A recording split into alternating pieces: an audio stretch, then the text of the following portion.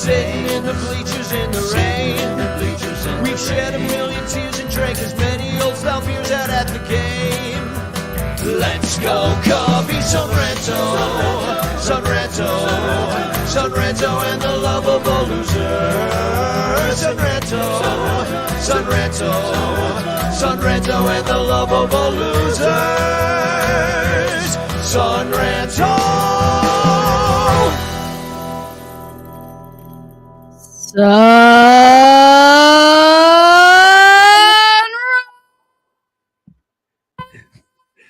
Oh no!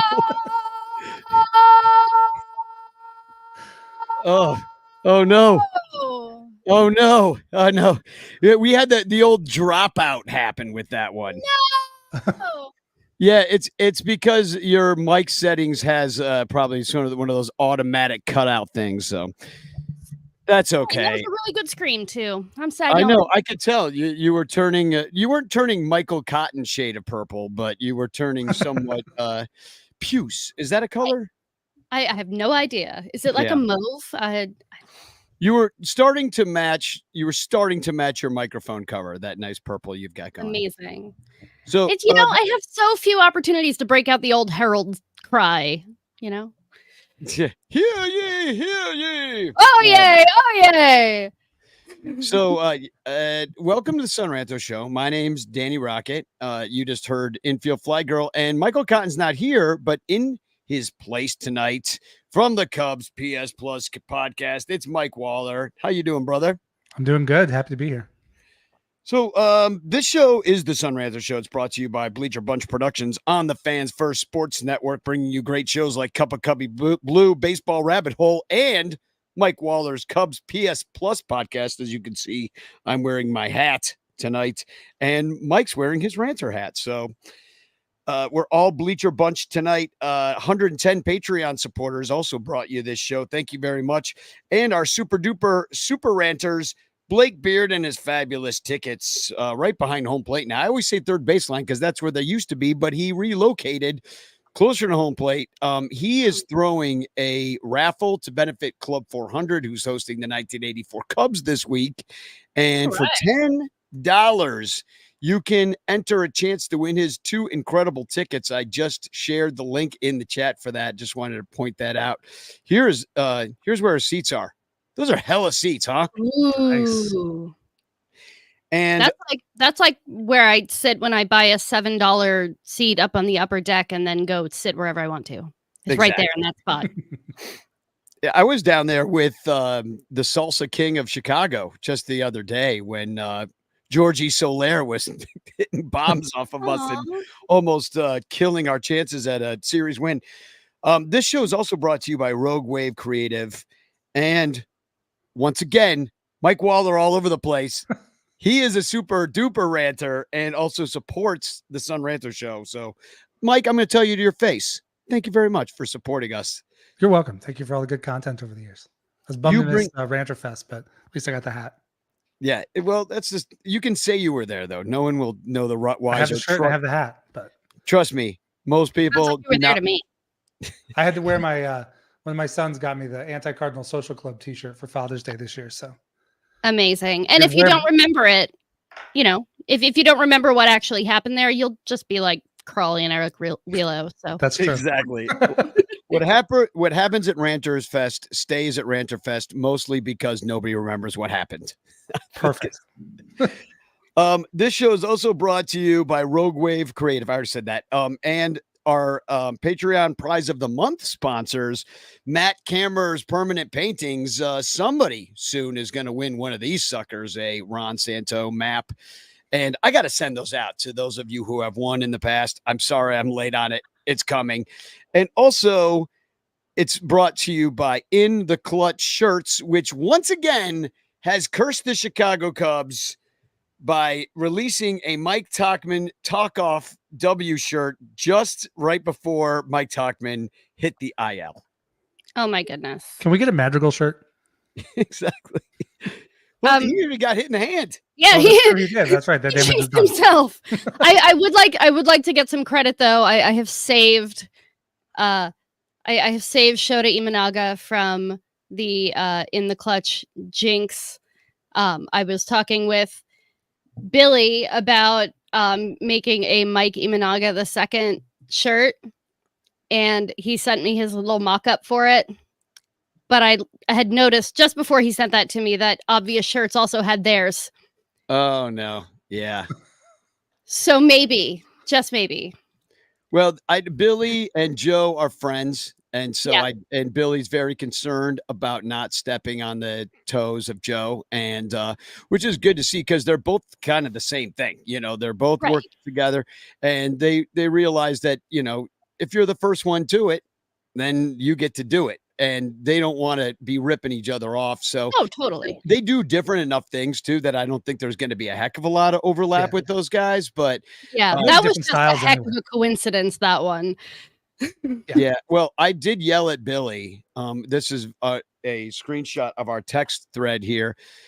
Cubs roster. I saw this on Bleed Cubby Blue. Al Yellen put up Cubs roster move Mike Tauchman to injured list. Miles Mastroboni recalled, and I was like, oh man, not again. And I texted Billy. I said, I'm done with you and your stupid jinx ass shirt company. So screw you, Billy. Yeah, damn it, Billy. But thanks for sponsoring our show and in the clutch you. shirts, even though you're a jinx to us. And hashtag Chance in the chat, and you could win a Frank Chance postcard. And in the clutch, you can buy this Frank Chance shirt. But I do have, it will be a message of love and doom sent to you. So hashtag Chance in the chat. I see many of you have already done it. Who's tuning in here tonight saying Chance? Alex Anderson, Andy Wells, Carrie Meyer is here saying Chance. Seth Kennedy is saying Chance a couple times. Chris Salato is here. Oh, by the way, shout out Chris. I know he was actually at a funeral today. His grandmother died. So RIP to you and condolences, my friend. Dominic Galoro is here. He's the one telling us we got to make Cubs pod shorter. It's like, they don't need every play, brothers. Please. And that's it. That's all I have to say to introduce the show. But what is everybody drinking tonight? I got my mate like usual. I'm trying to get spazzed out for this sucker. It's like, What do you got? I'm working on a pink gin. So it's a Bombay Sapphire and Angostura bitters with some maraschino cherries.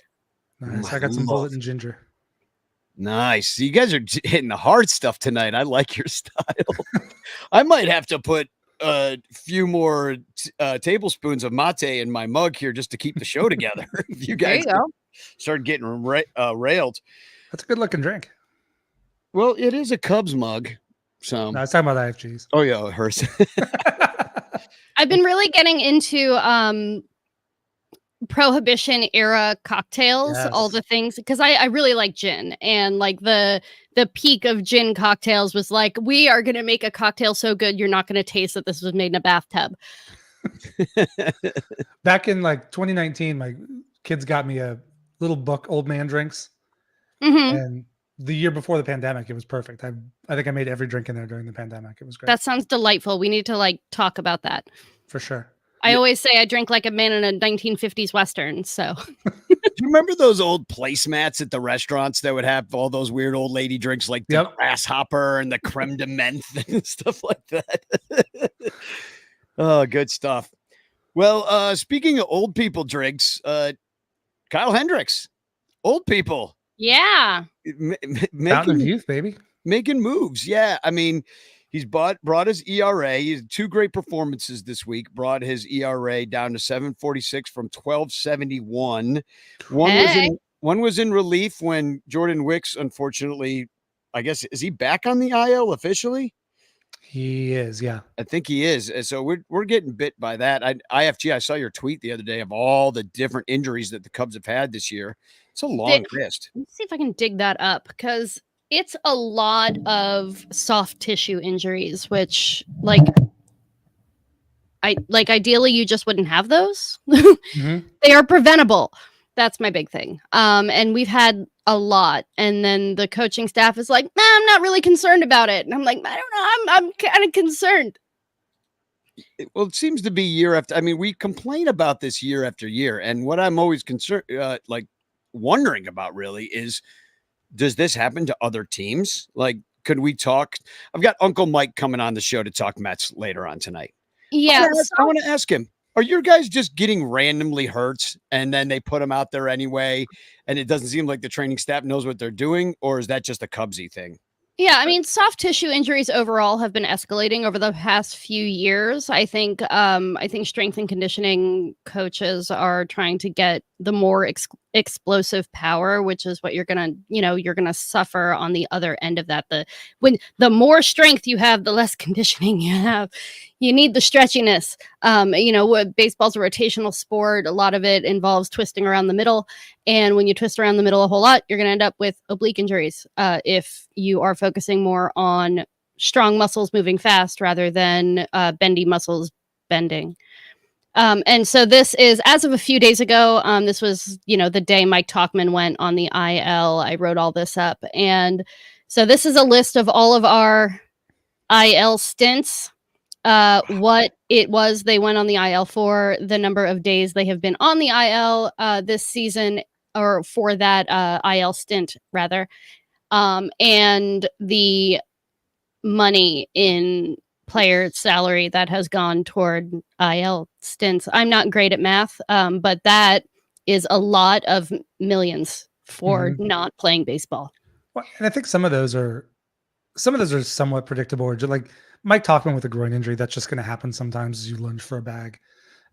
Ian Happ's, like some of those hamstrings you get early in the season when the weather's cold, or in spring training when you're starting up, are kind of normal. But I'm concerned with, it's now multiple seasons now with Seiya having the oblique issue.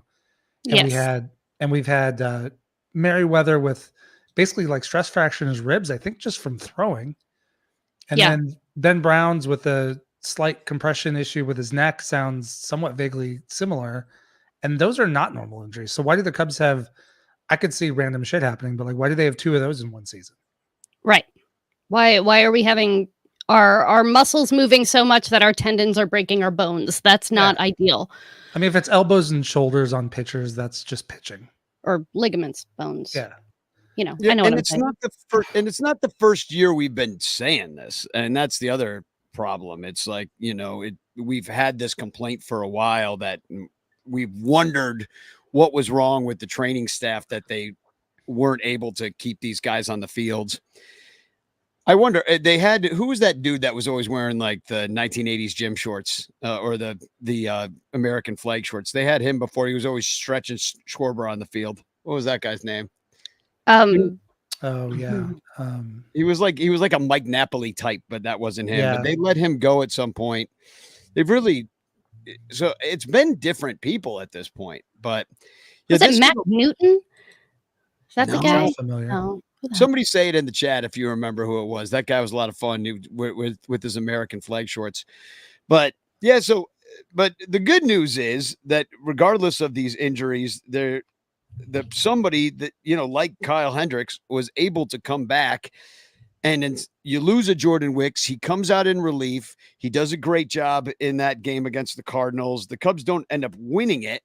They lose 3-0, but I guess the Cardinals, they put the ghost of Bob Gibson into Kyle Gibson for that game, because we got shut out during that. But like, Wicks was pitching okay until he got hurt, and then Hendo came out and he was pretty good in relief. And then, what are you going to do? We didn't score any runs. You're not going to win that game. But what do you think it means if you can get 5 innings of pretty decent ball, like 2 times through the order, Kyle Hendricks every huge. 5 days?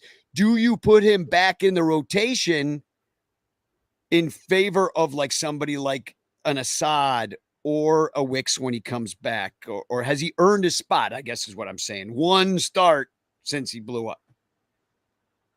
I guess for me, the issue is I really don't like Kyle Hendricks in the bullpen. And I don't either. And the simple fact is he's not going anywhere till he hits 10 years service time. You guys have talked about it. I've talked about it. And they should. I mean, that's like a month from cutting now, him 3 weeks before he hits 10 years service time and gets his full pension. So there's a certain reality of him being on the team. Right now it's easy because guys are hurt. But if he can give you 5, I would rather do 5 and then stack somebody else after him that's going to throw harder and do some different things. But if he gets back to what he was doing through early May, that's mostly unpitchable. Yeah, I think I would rather, I agree with you. I much rather see him as a starter than a bullpen guy, because we always know like the first inning of Kyle Hendricks is always just a little bit scary, even at his best, right? And so if you're only throwing him for 1 or 2 innings, like that's not the best Kyle Hendricks you're going to see that day. All of that being said, I think it's premature to say like he's back. So I think maybe start him, but like with the expectation that that's probably going to be a bullpen game, and then be happy if it's not. Yeah. I'm wondering about an opener too. The concept that you wouldn't have to face the beginning of the order, maybe right away. So he comes out in the second. So you're saying like something like start Luke Little and then bring in Hendo in the second. That's not a terrible idea. And you bring him in, and then you start with like the 4 or 5 hitter, and then you can get back through the 2 times, and you see what I'm saying? Like you're just kind of slotting that inning back, maybe get to the 7th. I don't know if Hendo's mentality is really compatible with the possibility of starting a game 0-1. Well, yeah, I could see that. But he's been in the pen. Like that's what I mean. Like, we don't like him in the pen. That's what we're saying. Yeah, that's what I'm saying. I agree. It's tough to say, but especially if he's going to pitch. I mean, he had a no-hitter the other day through 5 innings, I think. Yep. Yeah. And yeah, I kept looking up in the board. I was sitting there and I was like, oh, still no hits. I mean, I was moving around in the game. I'm like, they must have got a hit by now, but no, it was. And not really hard contact either. Like, there were a couple nice plays made by the defense, but not much. It was pretty simple. And he matches up well at having looked at the numbers, against the Giants and against the Cardinals. He matched up well against those teams too. And he wasn't matching up great against anybody earlier in the year. So, I mean, that's an understatement. And then the other big real news of the week is the catcher situation, and it's goodbye gas money. And Yan Gomes is gone, and in comes Thomas Nido. I think it's Nido. Yeah, Nido. Nido From the Mets. The Mets, who like have had so many catchers this season, and now right now they only have the only one we're going to be facing is Francisco Alvarez. Cubs legend Luis Torrens, who is currently a Met. They traded him for our good friend cash considerations from the Yankees. And hold on, I have numbers. Where are my numbers? They're right here. I'll throw them up. You've got them. Thank you. I was looking for those. Yeah. So they had Tomas Nido, Omar Narvaez, Francisco Alvarez, and Luis Torrens. Luis Torrens is on the paternity list, so he's gonna not be there for this season series. So we'll just be seeing Francisco Alvarez now. Great news for us. He's, got an OPS like 668, which is, as far as catchers go, not terrible. Yeah, it's not bad. Our guys are pretty, I think pretty league. Have an OPS under 5. Yeah, especially considering we don't have any of them. And they're not going to be doing much of anything at all. We have Amaya, who is also not doing great, but Tomas Nido, he's just below league average as far as this season. He's like fine. I'm not mad about this. I'm not. I am a little annoyed that Luis Torrens seems to have figured out how to hit over the last 9 games. He's got 3 home runs already.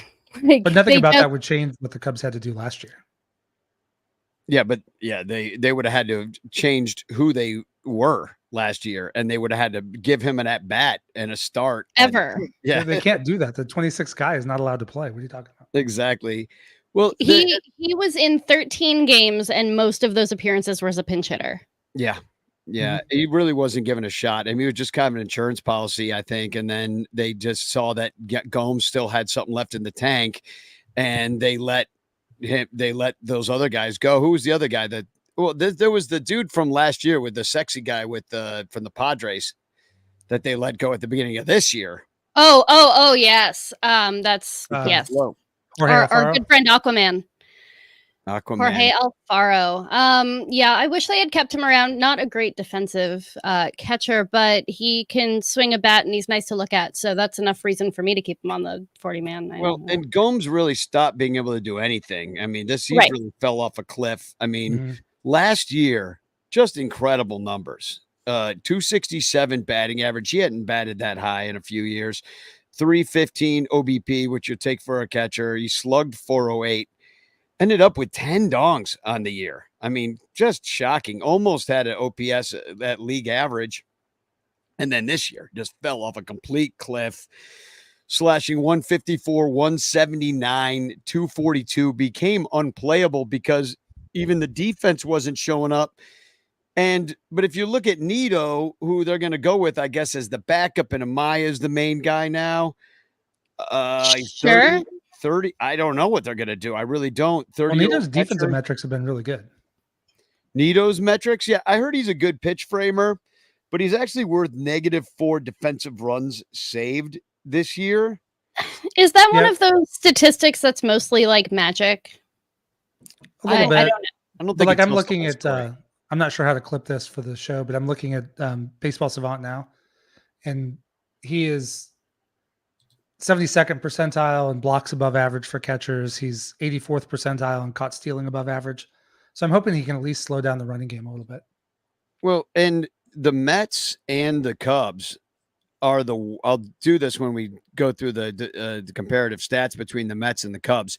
Neither one of our teams have thrown out runners this year. So True. the Cubs are the worst at it. They've only thrown out 11% of the runners, but Mets are like 4th worst. Nito's not playing every day, so he's not part of that. Well, he's part of it, but he's not totally all of their catching issues. But yeah, just like Matt, the NL especially is full of a lot of mediocre, flawed teams right now. Well, Chris Salato here in the chat wants us all to be reminded that he might be Nito Ran, and he would have the absolute chance to evolve into a Nito King. So I don't know what you're talking about. Shout out to the Pokemon fans. But about 35% of the people that watching right now were like, huh. Here we go. So, and then there's the other thing that kind of happened. Well, first though, Moises Ballesteros, Yes. catching prospect, was moved up to AAA. He's tearing it up right away. I mean, everybody gets excited about these guys. But as Cub fans, of course, we're going to temper our expectations of these young guys. Are we? Are we though? Every one of Because these guys that crushes at AAA always comes up and hits in the majors. Every time. every My whole life it's been like that, Mike. It was for 2014 to 2016. Mm-hmm. look. There are a lot of things that I'm gonna like temper my expectations for, but you cannot stop me. You cannot stop me from getting overly excited about an adorable big boy catcher. I love that. Look at this dude. I love him. I want him to be amazing.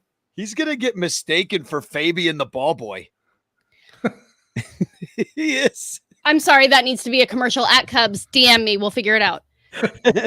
With Fabian That's and them amazing. like walking down the hall together, and they're like, "Hey, go get my cleats." He's like, "But I'm on the team."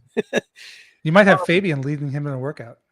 Oh god, that'd be good. They could work it out together. Dun-dun-dun, dun-dun-dun, dun-dun-dun, dun-dun. Some chariots of fire going. I like it.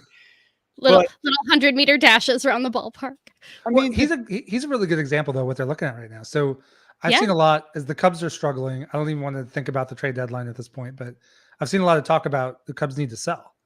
They're not built to sell, and they're not built to have a lot of extra spots, which is why Canario doesn't come up and play. Brendan Davis didn't get a shot. If some of these guys are going to be beating down the door at AAA, they're going to have to make some big moves at the big league team. And I'm not just talking about DFA, Madrigal, and Mastroboni, which would be fine, but that doesn't open any spots. Right.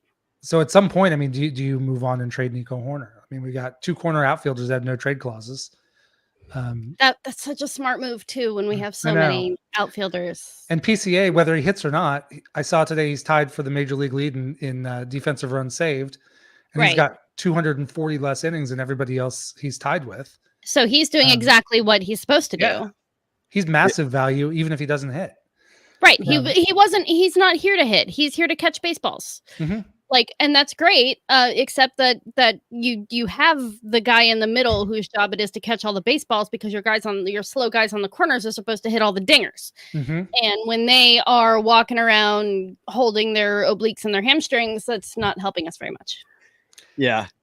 I also Yeah, heard about we lost Willie Mays this week, which I want to talk about in a bit too. But I've been listening to Poznansky's Baseball 100, and Mhm. Willie Mays is the number one on there. And I skipped forward to number one because I wanted to hear something about him. And when he first came up, Leo DeRocher said to him, because he went like 1 for 26 and to start his career, and the one was a dong. Yeah. Well, he definitely should have been DFA'd. I mean, come on. Yeah, exactly. Off of Warren Spahn, it was like a Hall of Famer in his own Yes. right, and Warren Spahn actually regretted giving up that home run. He said, "If I hadn't given up that home run, we might have been spared having to face Willie Mays for the rest of my career."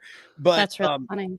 But that was what DeRocher told Mays as a center fielder. And I am not comparing No. ECA to Willie Mays, No. but he came up as a glove first center fielder, and DeRocher told him, as long as you're out there catching baseballs like you do in center fields, don't worry about what's going on to the bat. You're going to start every day. And PCA's up there, and even when he's not getting a hit, he bunts way too much for my liking. I'd like to see him up there getting his hacks in just to try it out, just to work it out. And I understand he can get on base with the bunt, but like just the disruptive things he can do, like the other day when he got clotheslined and ended up on second base.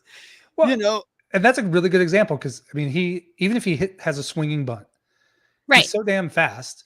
The pitcher bobbled the ball. All of a sudden, it's like, oh shit, PCA is going down the line. I got to rush this throw. Gets his first baseman killed, and it's chaos on the bases.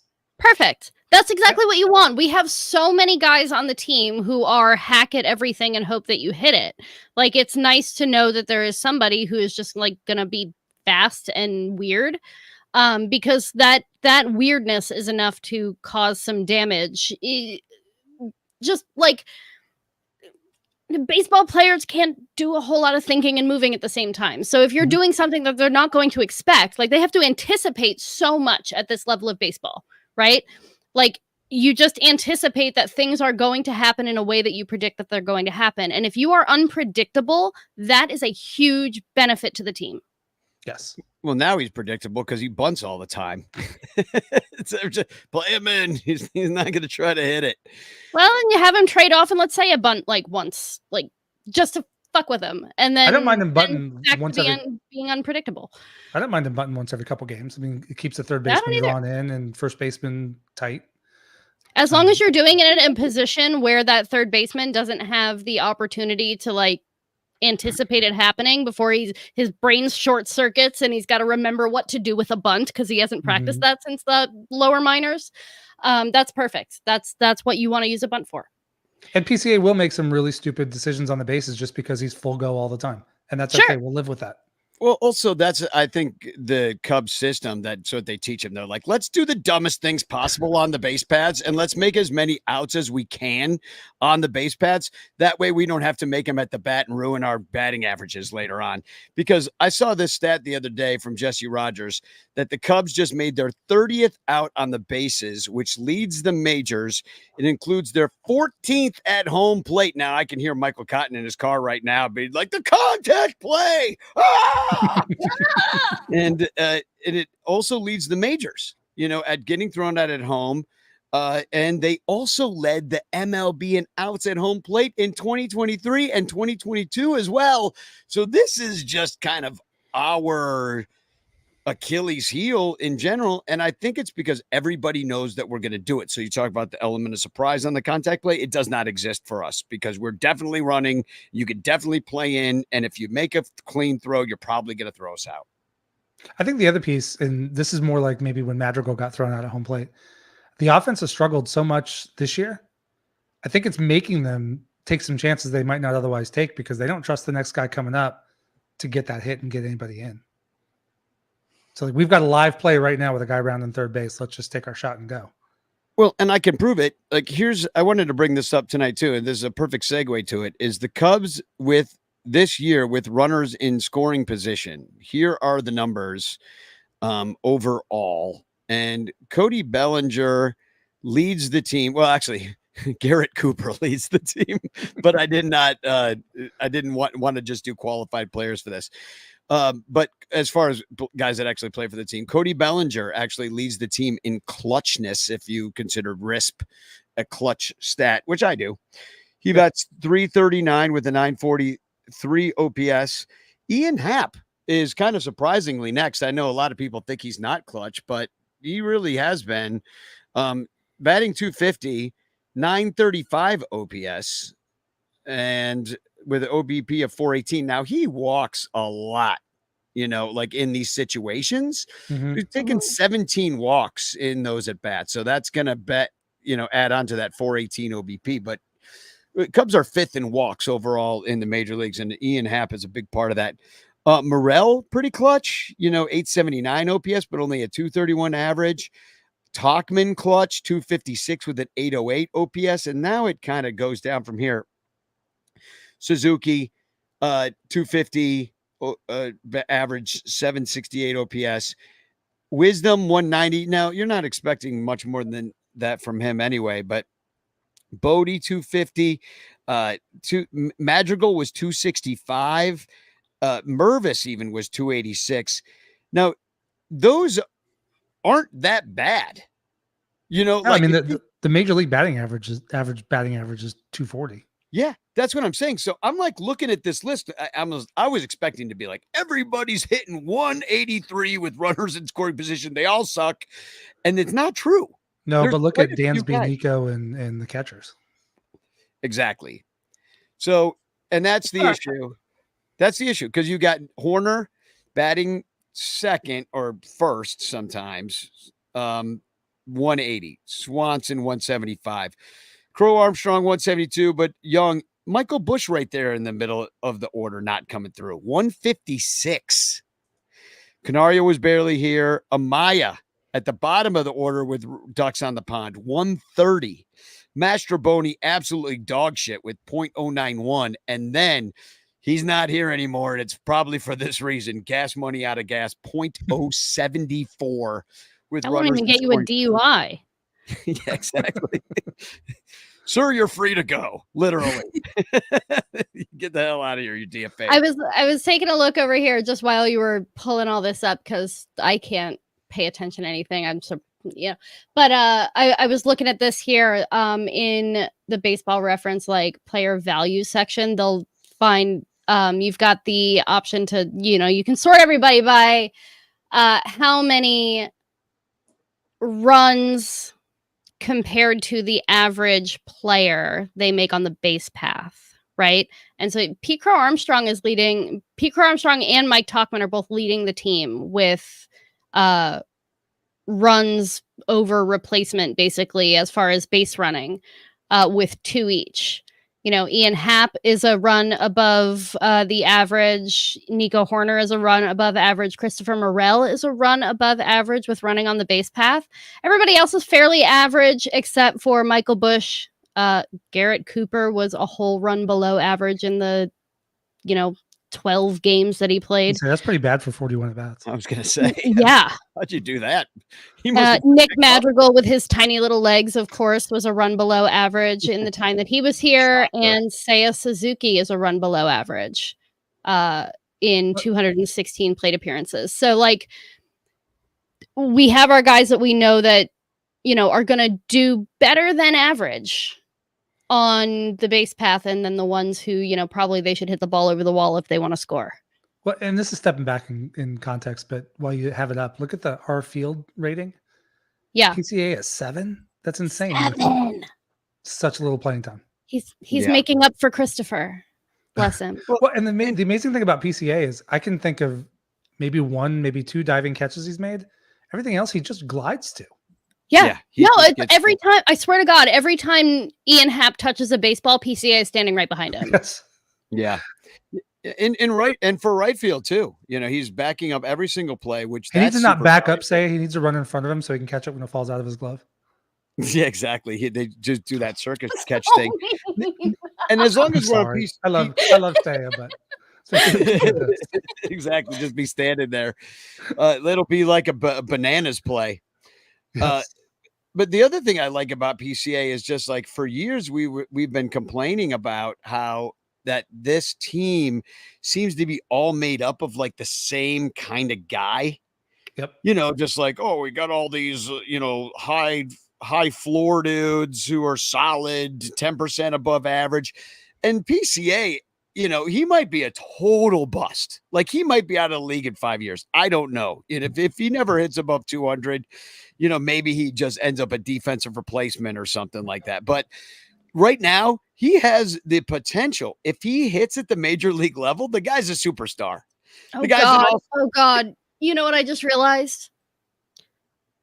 What? The downside of Pete Crow Harmstrong is Albert Almora. No, because PCA can play defense. Yeah, PCA was better. And even though they said Almora was glove first, and Almora they said was also fast, and he was not fast. He was literally the anti-PCA because I just talked about PCA gliding to everything. Almora was making diving catches on stuff other center fielders are running to. Yeah. Yeah, his zone rating sucked, right? I mean, Yep. So, and you look at PCA's minor league career, and he had 14 home runs at Tennessee in 2023, and then another 6 at Iowa.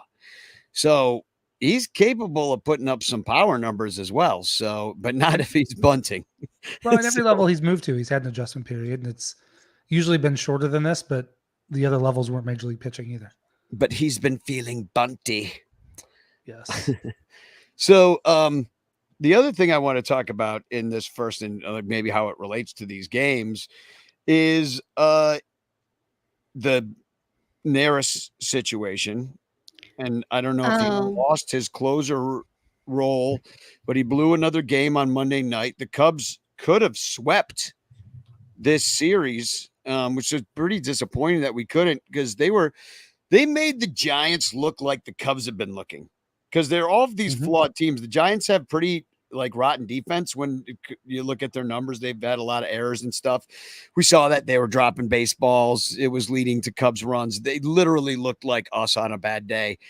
And Cubs took advantage. But when you got Neris just at the back end, not able to pull, I mean, we should have, it wouldn't have been a laugher of a win, but we were up by a few runs at that point. What, 2 runs? Was it 6-3? Was it 6-3? I mean, our bullpen had already started giving it up at that point, so it wasn't just him. Actually, when he came in, it was 6-4. I think they had already given up 1 or 2. Yeah. Yeah, it was Nesky gave up some runs. Leiter did not look good this week at all. He gave up. Splitting. So you get rid of Neris. So he's not the closer, but I think he probably still is, I guess. Because who the hell else until you get your Merriweather back and stuff? I think for the moment sorry, go ahead, IFG. Oh, no. Like they talked with counsel after, the game, and he was like, well, I don't really anticipate taking Neris out of that closer role because, like, I mean, what are you going to do? You're going to, like, call a necromancer and, raise Dennis Eckersley from the dead or something? He's not dead, but you know what I mean. His hair is. Get Bruce Sutter from the dead and, sign him for league minimum. There's nobody else really. And the only other option really is matchup plays. Yeah. Like when they left, it wasn't it was the day before Neris blew the save, but they let Miller go 2 innings to finish that save out. And then they went Keegan Thompson, they went Brewer yesterday. Yeah, and who did not look good. Brewer almost blew it too. But there's nobody else to just say you're the closer. And at least from counsel's perspective, Neris has done it before. He wasn't wildly successful, but he had a season with 26 saves. I mean, he's pitched in big games. Astros. Mm-hmm. A team that is way better at doing the whole math and science part of baseball than the Cubs are.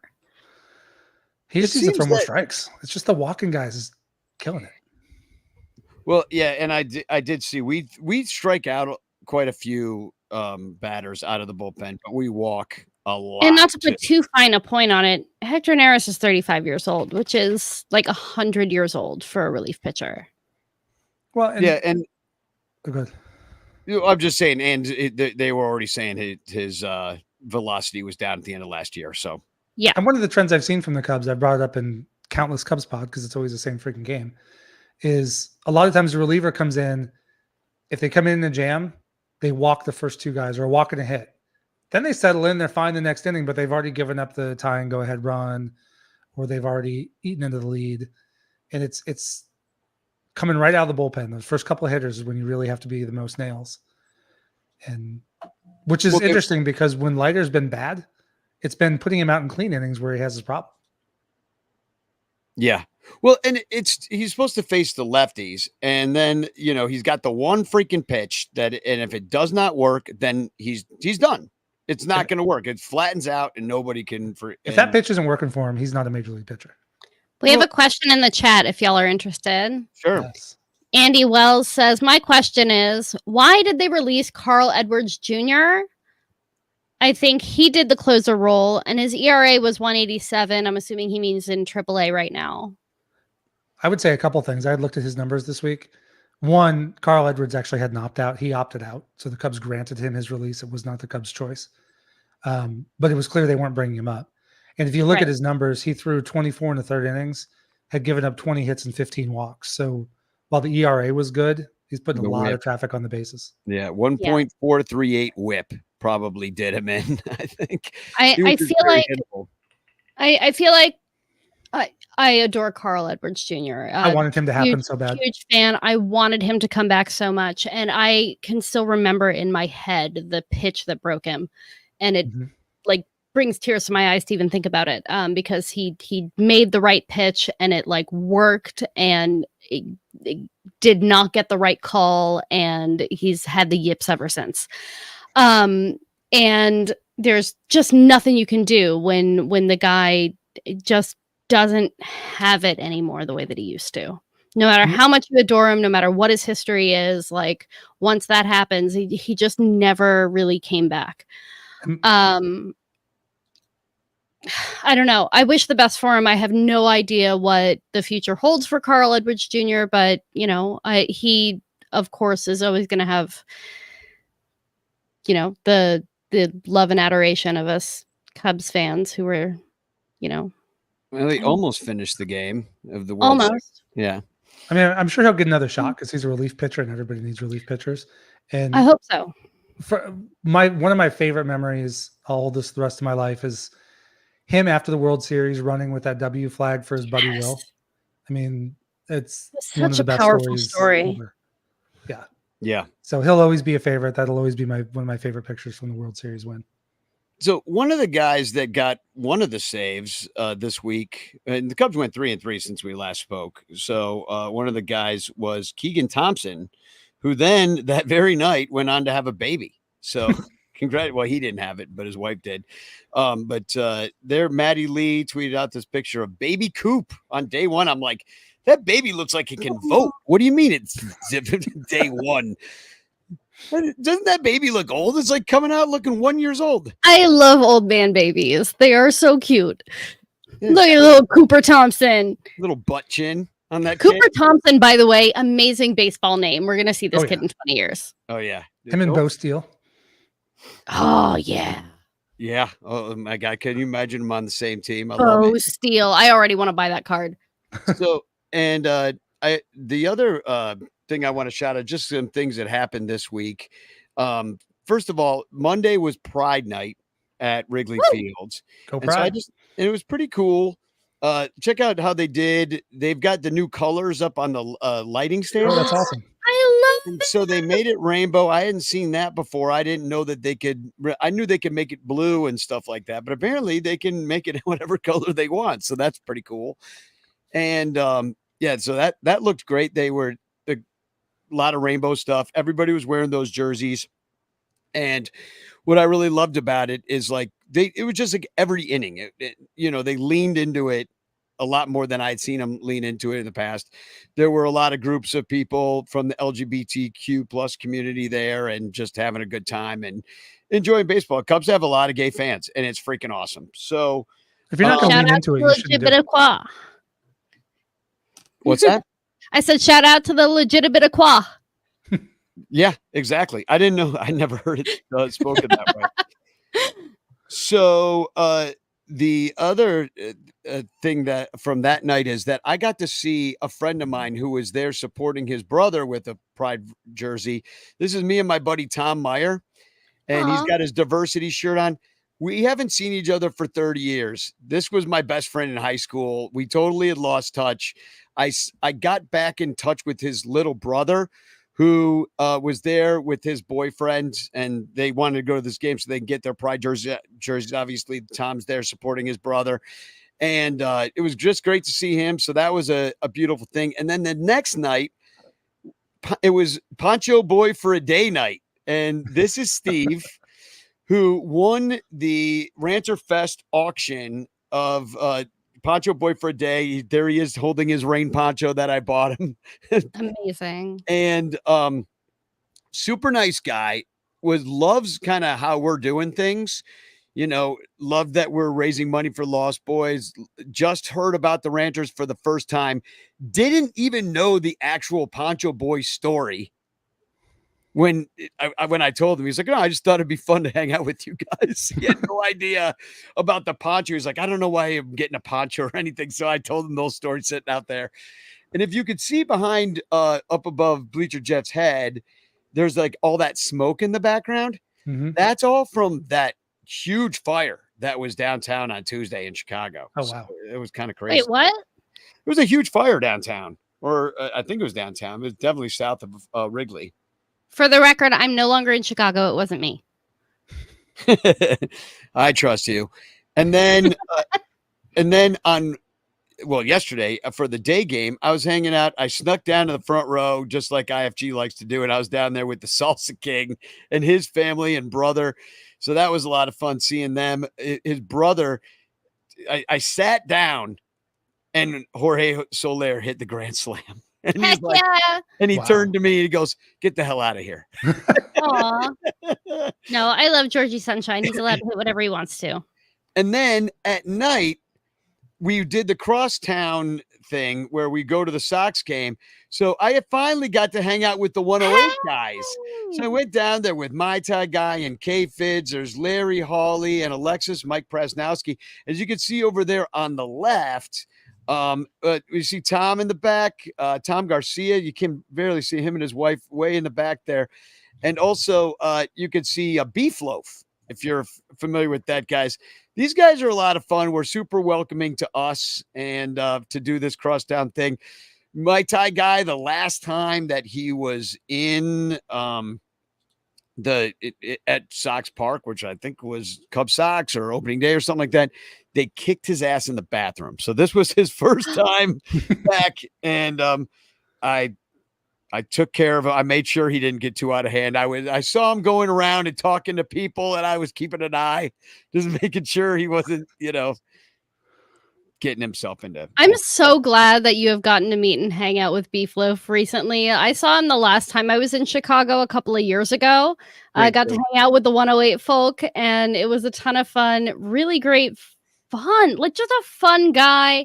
I love the 108 crowd. They're amazing people, and I don't know, like I'm not from Chicago, so I don't have like the whole like crosstown rivalry thing going on. My son's first game was a White Sox game.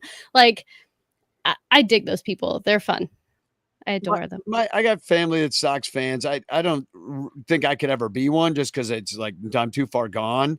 But like, you know, I like when they hit a home run, I like cheered for them and stuff. Like I don't have a problem doing that just because, I don't want to be the Cubs fan that's, if I'm going to show up at the game, I'm not going to be but I also don't care. Like they're hitting a home run and they're actually excited. I'm just kind of like, yeah, I'm excited for you guys to be happy only because you guys suck. Now, if they were good and acting like assholes right now, that would be off for me because I can turn it on and off real quick.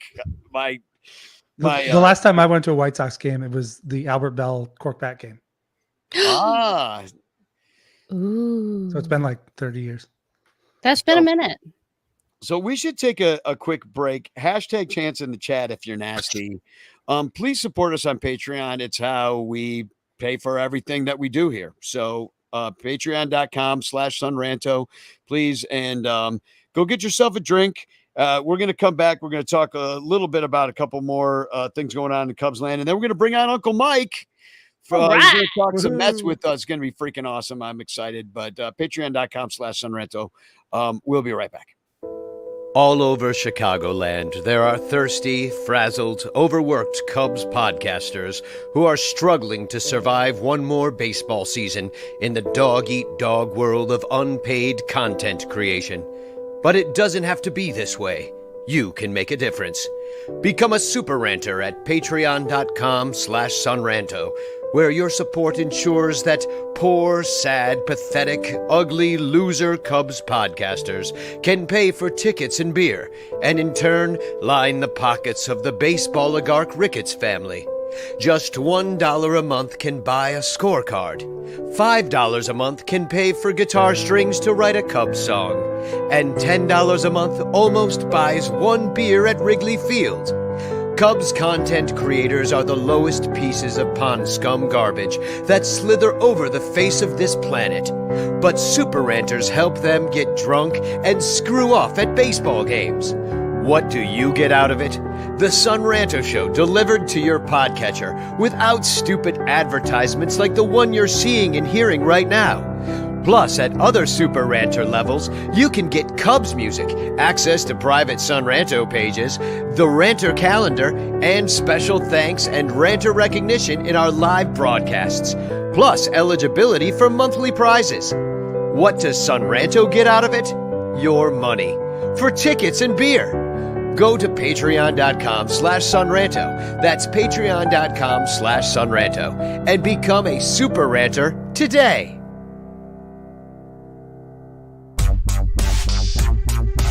If you like the Cubs a bunch, buy your t-shirts from In the Clutch. We've got all the best styles for you. Dansby, Saya, Morel too. Clark Fly in his W. Cody Bellinger, Smoking Dukes. Vintage shirts from days of old. Patrick Wisdom and Nico. You'll look sharp wearing your stroll. 10% off with the code SONRANTO. SONRANTO. InTheClutch.com is your store for the most fun baseball shirts on the planet. Don't forget to use promo code SUNRANTO to knock a couple bucks off your purchase. Stack or die, we need more cups. Get it all at In the Clutch. Cause if you like the Cubs a bunch, buy t-shirts from In the Clutch. Get it all at In the Clutch. Get it all at In the Clutch.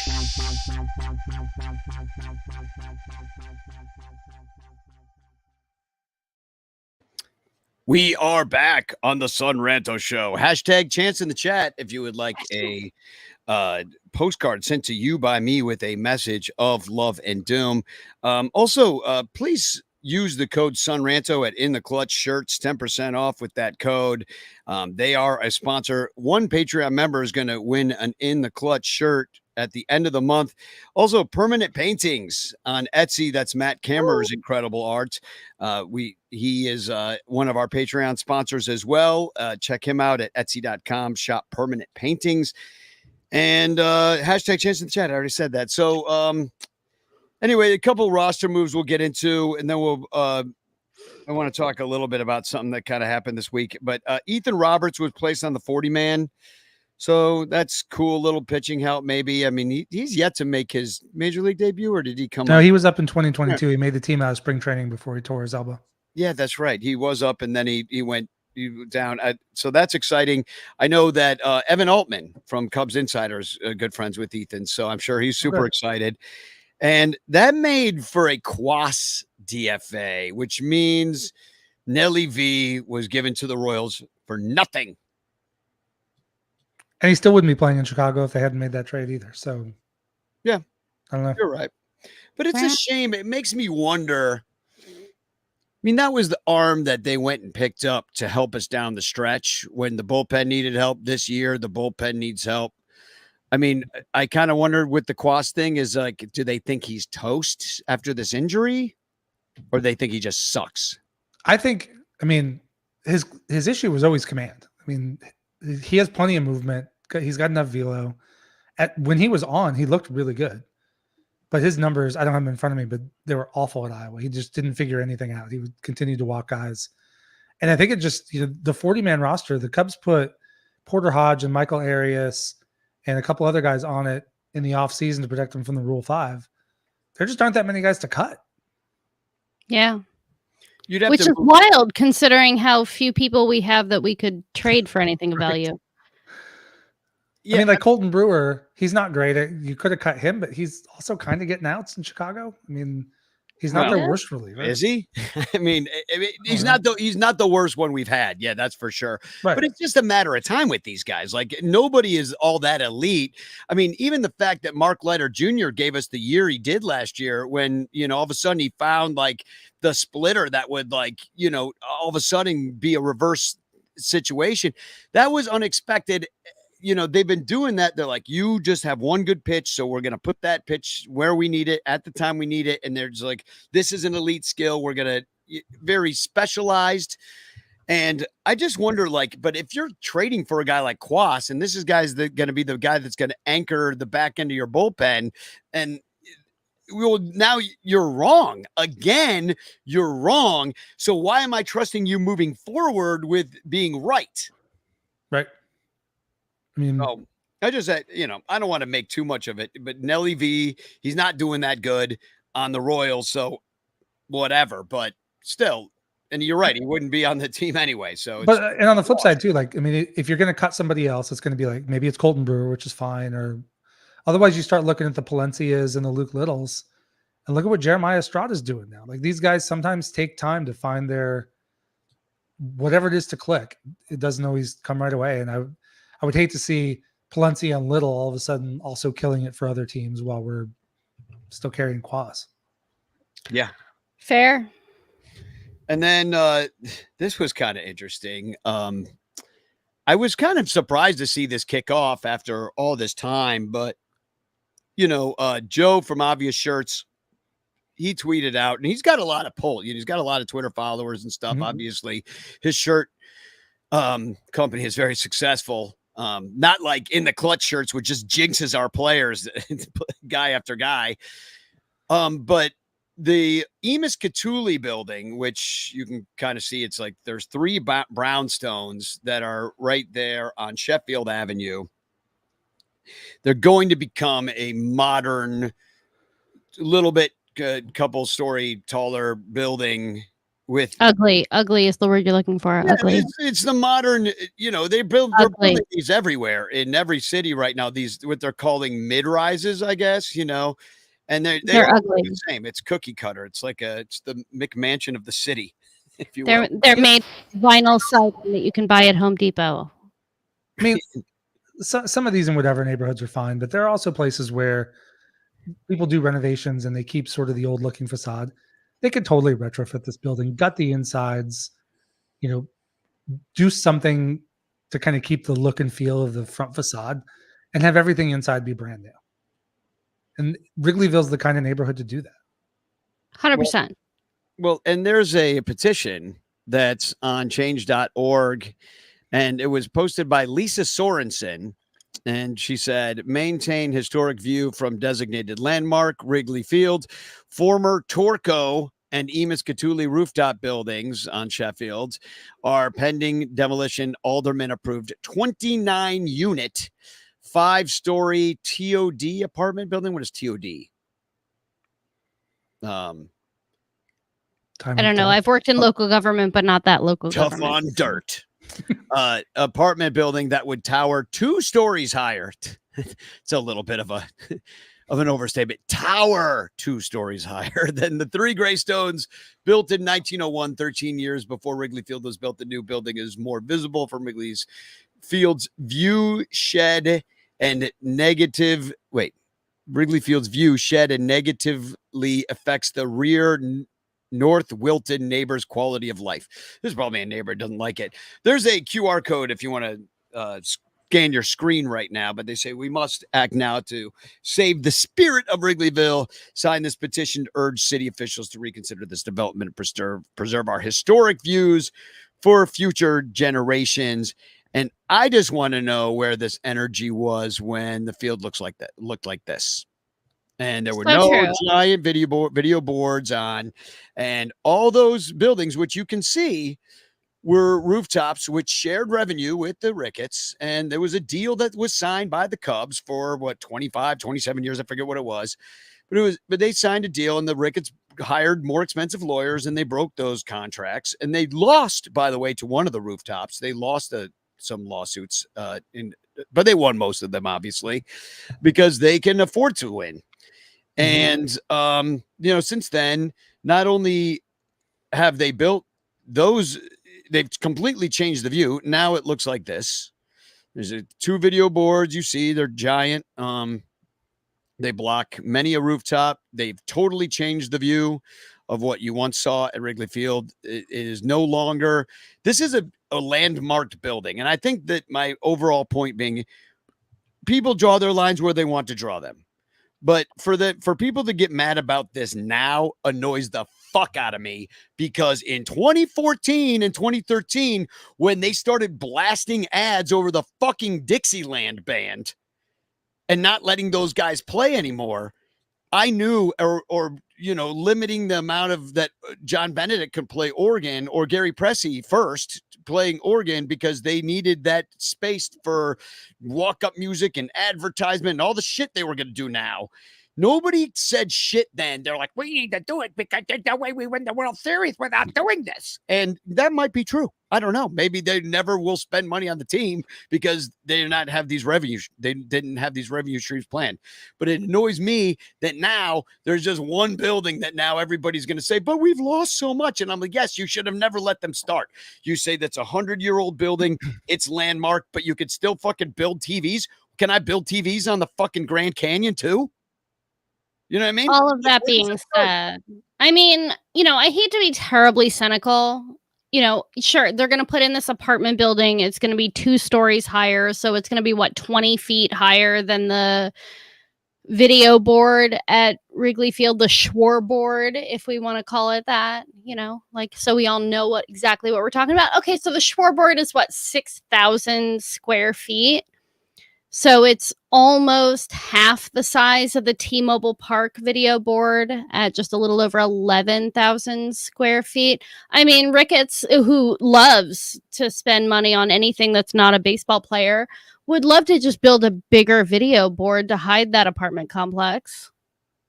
My only real beef with it is the facade. I mean, I like the look and the feel of the Chicago neighborhood. I do too. My silly self, who has been to Chicago all of twice, I like to walk around Chicago and just look at the old buildings. It feels nice to be in an old town and know that you're in an old town. And this Home Depot piece of shit makes me very sad. The whole world is like this, though. It's a big race to the bottom right now. And, we modernized the McDonald's. I'm like, who the fuck cares? Like, I mean, they used to have baseball memorabilia in that McDonald's. Now they don't. So, be careful what you wish for. And it's just like, all these things, and people pick and choose the things they like. Oh, I like the new Triangle Park, but I don't like the building. And, and it's just the neighborhood has been completely transformed, and we were slow rolled into it for the last 12 years, basically. And little by little, they change a little bit more, and then they put a plaque up to congratulate themselves for freaking doing it. So, like, you look at, I was watching an 84 Cubs documentary the other day, and just seeing that old ballpark, and it looked like a dump. There were the garages across the street, there was the parking lot and stuff like that, but you know what, that was our dump, and it was still fun to go there. It's not more fun to go to a Cubs game now than it was then. It is, in fact, I don't know. I don't even know how I can compare it, because it's just different styles of life. But if it still was like that, how it was, and they never changed anything, and there was still concrete fall on my head, I guarantee I'm still having a good time. Yeah. I like the video boards they added. I mean, I think it adds to the experience, and I think it keeps up with where baseball is and everywhere else that's played. Sure. But yeah, I mean, would probably still be fine if it was the old way. But I mean, I just don't think it added to the experience. I think it just No. Serious changed. question though. changed Are the you experience. as okay with that video board if it's twice that size? At this point, I'm kind of like, probably. take Wrigley Field apart, demodernize it, throw it back into its old school ballpark thing, make it an actual old ballpark like a museum, and then go play your fucking game in Rosemont if you want. Big video boards and everybody clap your hands bullshit, because you've already changed the general nature of what old time baseball park is. So if you want some like it's 115 years old, no, it's not. It's freaking 10 years old. That's how old it is to me now. So I I'm just get that. annoyed that that it's just not what it was. So you can't call it that anymore. Right. So you brought up T-Mobile. I haven't been to T-Mobile. And Yeah. I heard how big the board is. I mean, does it seem like It's huge. outsizedly big? I mean, it's very, very big. The entire center field bleachers is in front of the video board. It is large. Wow. Okay. It's very, very big. If I am sitting in the first row of the center field bleachers and I turn around to look at the video board, I can't see most of it because of like how TVs are when you face them at the wrong angle. Okay. Like it is a very big video board. It is literally twice the size of Wrigley Field's video board. Because in the context of other stadiums I've been to, It's the largest in all of baseball. right. But in terms of feel, like when I go to Wrigley Field compared to college football stadiums and other baseball parks, Yeah. the Wrigley boards don't feel oversized. They feel about Right. right. I think it's okay. Now, granted, I am a I'm a 1998 Sammy Sosa, Kerry Wood era Cubs fan from WGN. The first time I set foot in Wrigley Field was in 2022. I never felt Wrigley Field before the Schwartz was there. But when I first walked out onto Wrigley Field for the first time, I got an off day tour pass the first day I was in Chicago. I highly recommend that to anybody who has Great never tour. been inside Wrigley Field Also before. Get the recommend. off day tour. Just do it. But the first time I walked out and saw Wrigley Field from right behind home plate, it was a religious experience. And I do not care that there was a big TV in the outfield. That did not change anything for me. And for me, it still feels like a very old ballpark.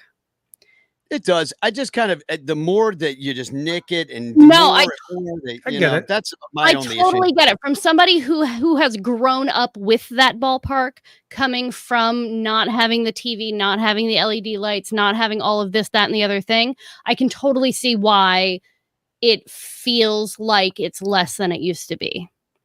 Yeah, I mean, it's just For like a first-time visitor, I think I have to, far be it from me to give the Ricketts credit for anything, but it does still feel old. It feels like the ghosts are still there, if that makes sense. I agree. I mean, I am definitely being like pretty like cynical about it because I'm maybe extremist in that I'm like, oh, if you're just going to do that, well, then why don't we build like a Las Vegas style sphere over the entire freaking thing, dome it out, and then you can make it, like you're on Mars playing baseball. Like, let's go crazy now, because if we're just going to do incremental, like by the time I'm 80 years old, that we are in sphere land and the boards get bigger and bigger and eventually Ricketts and the building across the street are just fighting each other. Because I said in the bleachers just the other day, I'm like,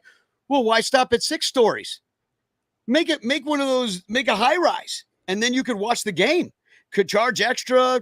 All your billionaire friends can come. You have Saudi freaking oil people standing there on the eighth floor looking down. Like, why not? Just go all the way, do what you want. I think I agree with Corey Furlong here. He says I might be more in love with Wrigley than the Cubs, and I think he's got the right of it. Like I really do feel the ghosts of Wrigley when I look at the place. When I'm get the opportunity to sit in the left field bleachers, there's nowhere on earth I'd rather be. You can.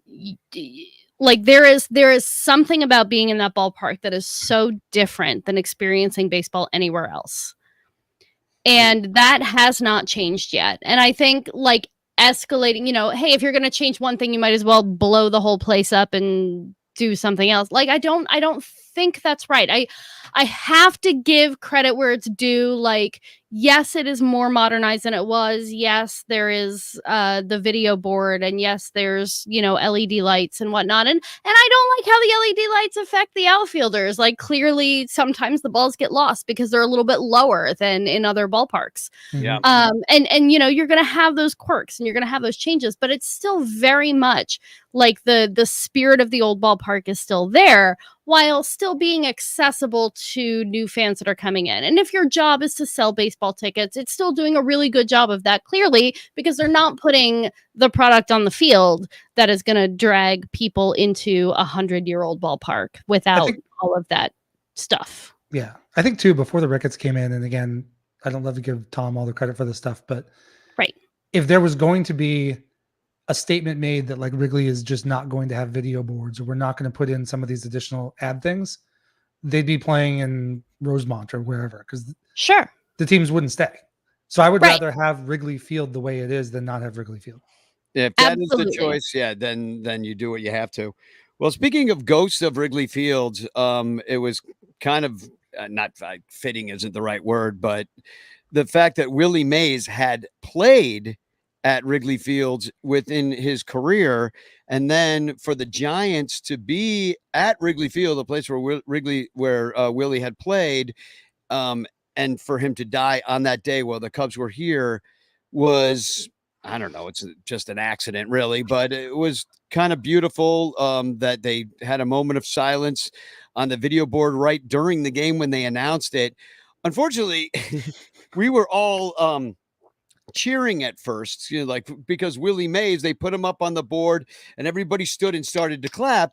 And then they kind of turned around what they wanted to do. Yeah, they're like, by the way, we're actually going to do a moment of silence. But Bleacher Jeff did not get the memo that there was going to be a moment of silence happening. And you know how he plays that big drum over there in left field. That man. So he's sitting there and everybody's trying to have a moment of silence. We all hear him say that it's a moment of silence. The video boards go to black and Jeff's going, yeah, boom, boom, boom, boom, nailing the hell out of this thing. I was watching on TV and I could tell the volume went down about from 10 to 2.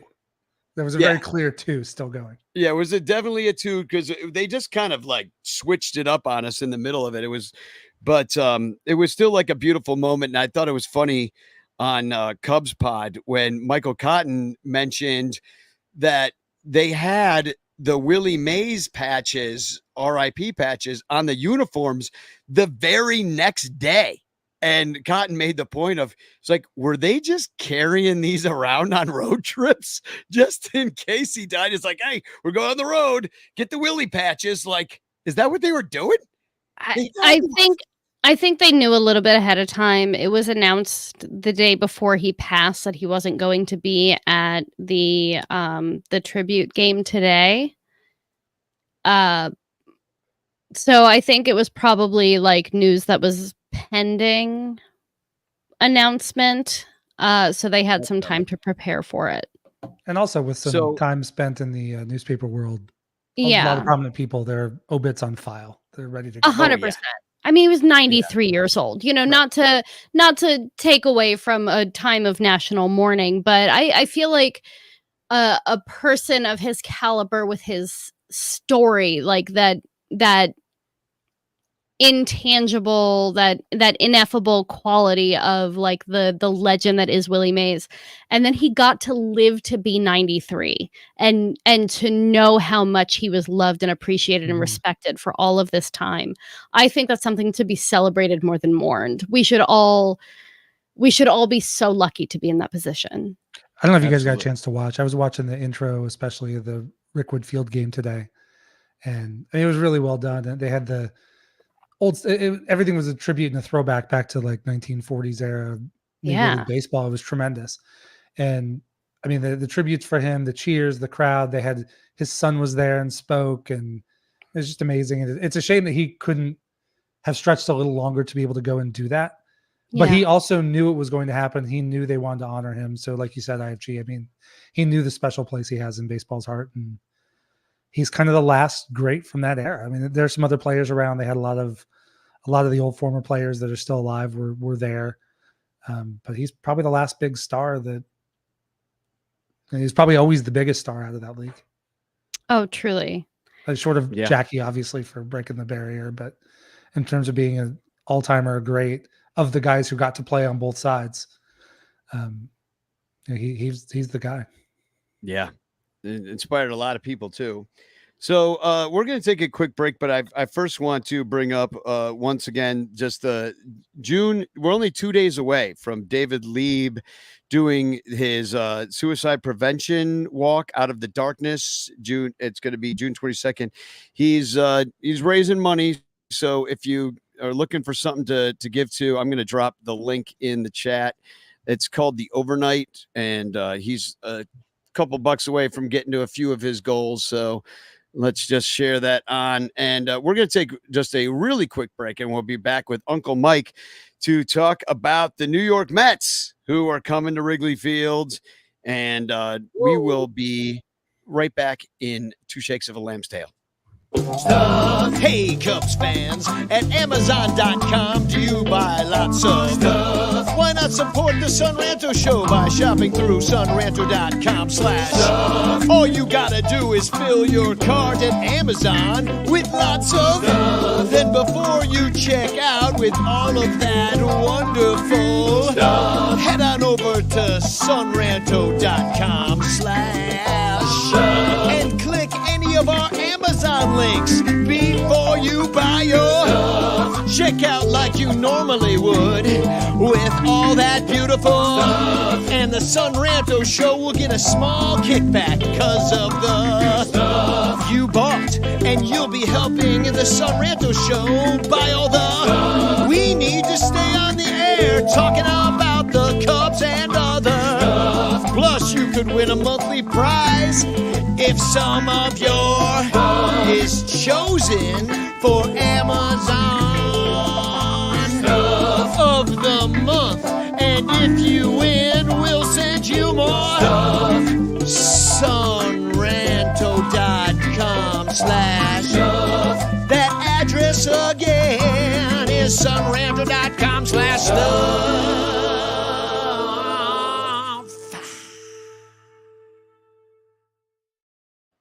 And normally I'd play the Cubs PS Plus podcast right here, or the commercial for it, but we got Mike right here. Do you dream about long walks and talks about catcher metrics? For metrics. Yeah. How about the curious case? Someday we'll figure out the curious case of Miles Mastrobuoni. So, but no, everybody should listen to Cubs PS Plus podcast. You know, I've actually had a lot more appetite for just kind of like the solo podcast lately. You know, it's kind of just different from just the banter. Everybody's got these banter shows, you know, and it's kind of nice that, you know, you could take your thoughts and put them down in a cohesive way. You know, it's for everybody who's missing Cotton tonight, I think we're going to talk on Monday. So, oh, cool. All right. Little extra, little bonus Cotton. Nice. Right. So hashtag chance in the chat. The show's brought to you by the Patreon people in the clutch, Matt Cameron's Permanent Paintings. And I want to bring on my friend, Uncle Mike, who's a Mets fan, but he lives in California. Hey, Uncle Mike. Hi. Los Angeles. Can you guys hear me? Is this cool? Yeah, sound great. Hear you great. Great. So you got your Mets hat on. You got your Mets. What is that? A pillow in the back of you, or is that It's actually an old Mets bag that I got probably as a youngster in Shea Stadium. I was there once.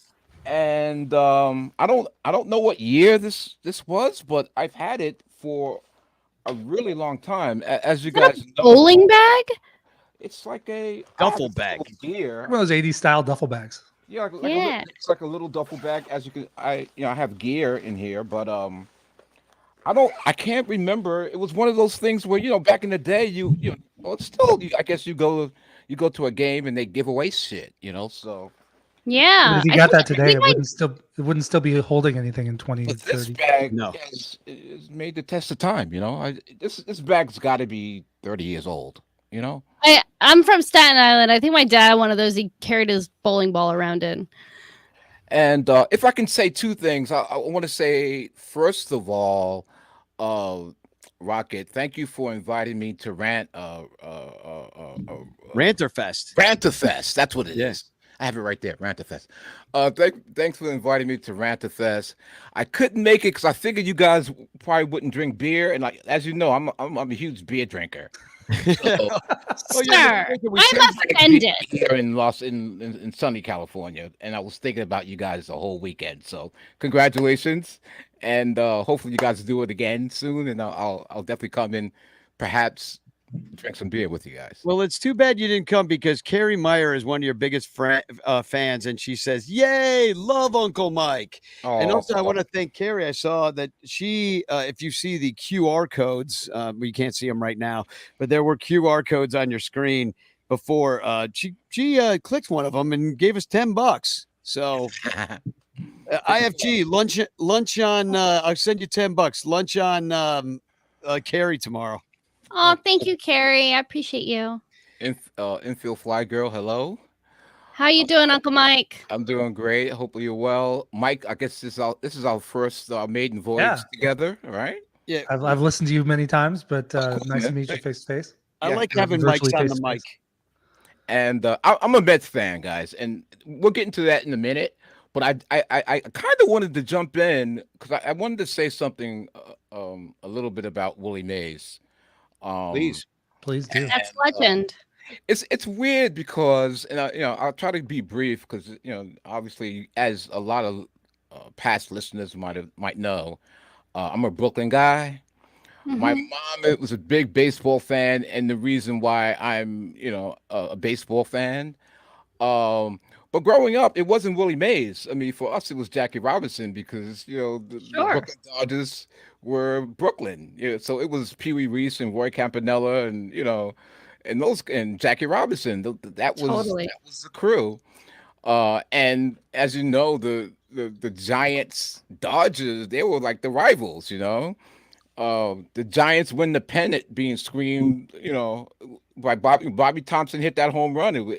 It closed down Brooklyn. I mean, I remember my mom saying when the Giants beat the Dodgers after the Dodgers were up, like, a insurmountable lead, and the Giants come back and Bobby Thompson hits that home run.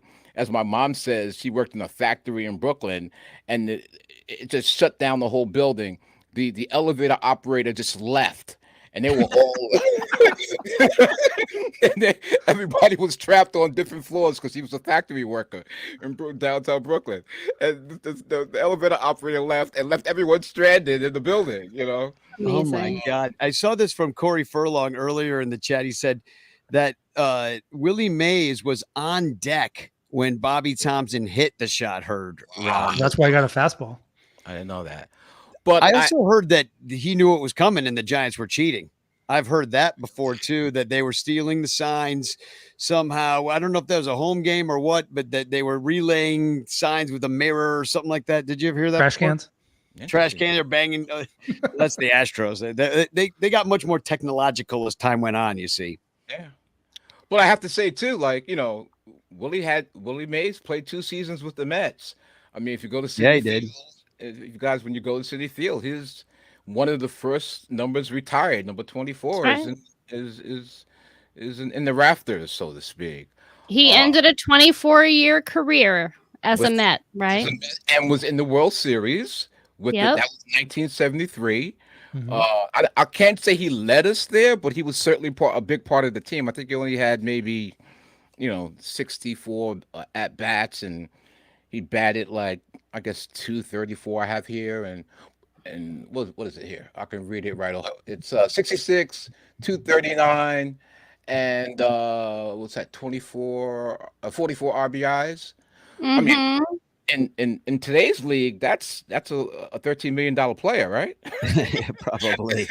Well, what was he? Mid-late 40s too, then, right? I mean, Yes, that's yeah. damn good. 42. Yeah, 42 when he finished up, but he played 2 seasons with the Mets. Right, 2 seasons with the Mets. So I just wanted to say that, when I heard the news and I told my mom about it just the other day, and she couldn't really comprehend it. She was just like, my mom is 95 years old, and Willie Say Hey Kid Mm. died at 93. So at first she was like, Yeah. she couldn't comprehend it. And then later on, I saw her later on. She says, Mike, do you know Willie Mays died? And I was like, okay, so she gets it. But I wanted to say, hey, one of the goats of Major League Baseball. I guess everybody could agree with that. Maybe Yeah. And the goat. I remember, Maybe the goat. Yeah. and I'm blessed to be able to say I actually saw him play in Shea Stadium because that's where I Oh, grew up.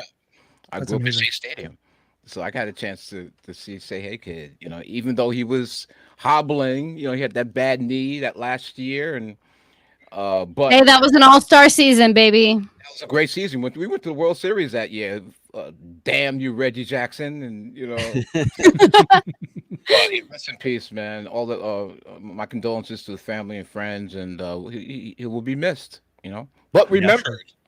Yeah. as Remembered one, as fondly one of the forever. goats. As one of the goats. Just wanted to say that.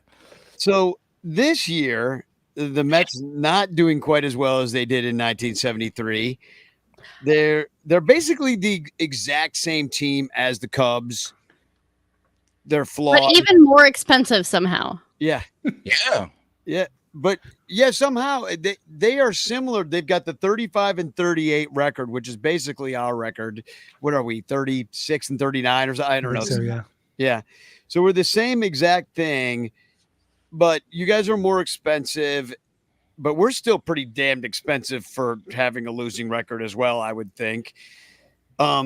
You have the better record in one-run games, I noticed, 16-9. So you're playing a little bit tighter. You've been playing a lot better lately. After you even had a worse May than the Cubs did. Oh, we were terrible. 9-19 in May they were. We won one more game than that. Well, I don't want to simplify it because we know baseball's about strategy, and there's so much of that. But man, if you don't hit, you're not gonna win. Amen. I mean, it's as simple. It's like playing basketball. If you don't put the basketball in the hoop, you're not gonna win. And like you said, we have some heavy hitters. Guys who have big contracts. I mean, but we've also had some injuries. But I don't want to throw the injury towel in there. But I think we're getting healthy again. But if you don't hit, you don't win. And we're on this Rangers beat us last night, but we were on this 7-game winning streak. And the reason why, I think a couple of reasons. Having Lindor now batting, leading off instead of down further down the lineup has helped, and then it's helped Nemo find or Brandon Nemo find his bat a little bit, and He seems like a nice boy. yeah, I think he is.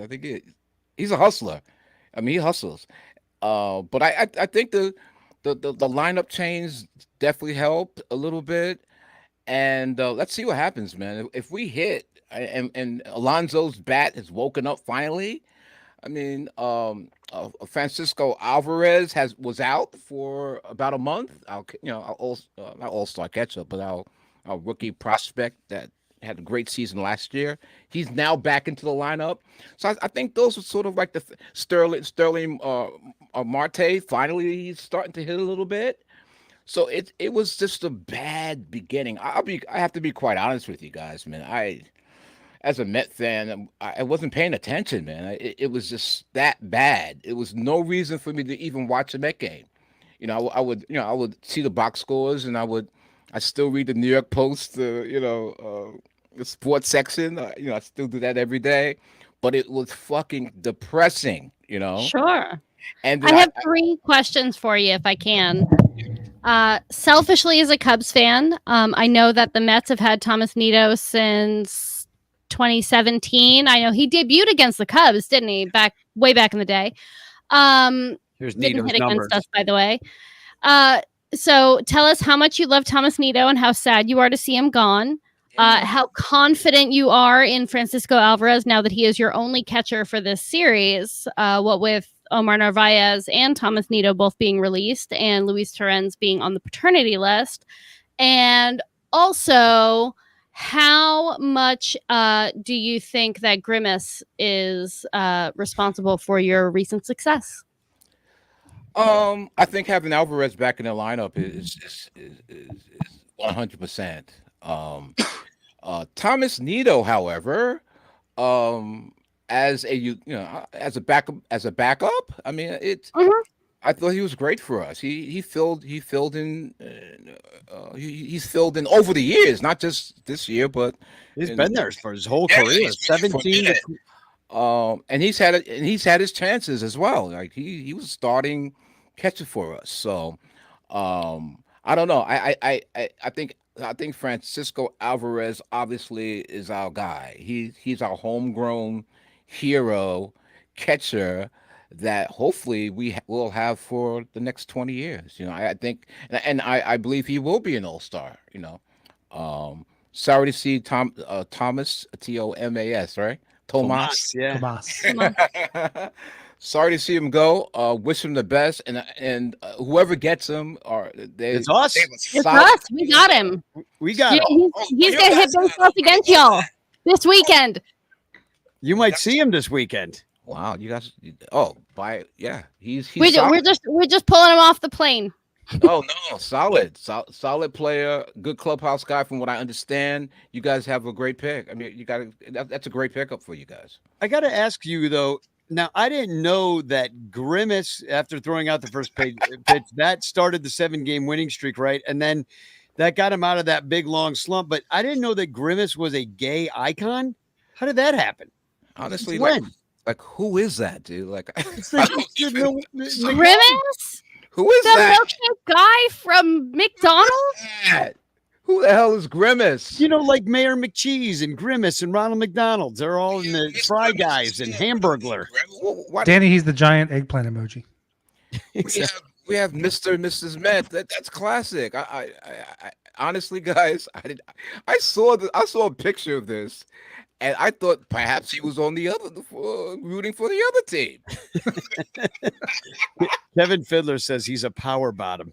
So no, He certainly is. He is wide down there. what is his significance? I swear I don't know. I don't know. I So- didn't know he so- was a gay icon. I just had no clue about that. I knew about Is Grimace. that facts though? Because I don't want to say anything. I don't want to say anything crazy. No, Grimace is a mascot for McDonald's. Yeah, he's a Has been for a McDonald's really man. long time. He's a McDonald's guy, but he threw out a pitch for the Mets about a week ago. Y'all haven't lost a game since, Bring Well, him except- back. and it's tonight. Pride That's Month. Yo, he should be on the road with us then, if that's the case. Exactly. I don't know. You'd have to get like a special airplane seat built for that guy. He's freaking ginormous. Yeah. But hey, Mrs. Met's head, if that can fit on a plane, then. I love Mr. and Mrs. Mets. They're the best. I love their act. But you guys are having a lot of fun. I mean, you had freaking Snoop Dogg at a Brewers Reds game hanging out. You got Grimace at the throwing out first pitch. Cubs got nothing. You got nothing going on. They're the pantsless mascot. Yeah. Yeah. Again, I hate to simplify it, but JD Martinez his bat has come around. Mark Vientos, his bat has come around. I mean, Jeff McNeil is only in the lineup against right-handed pitches. Yeah.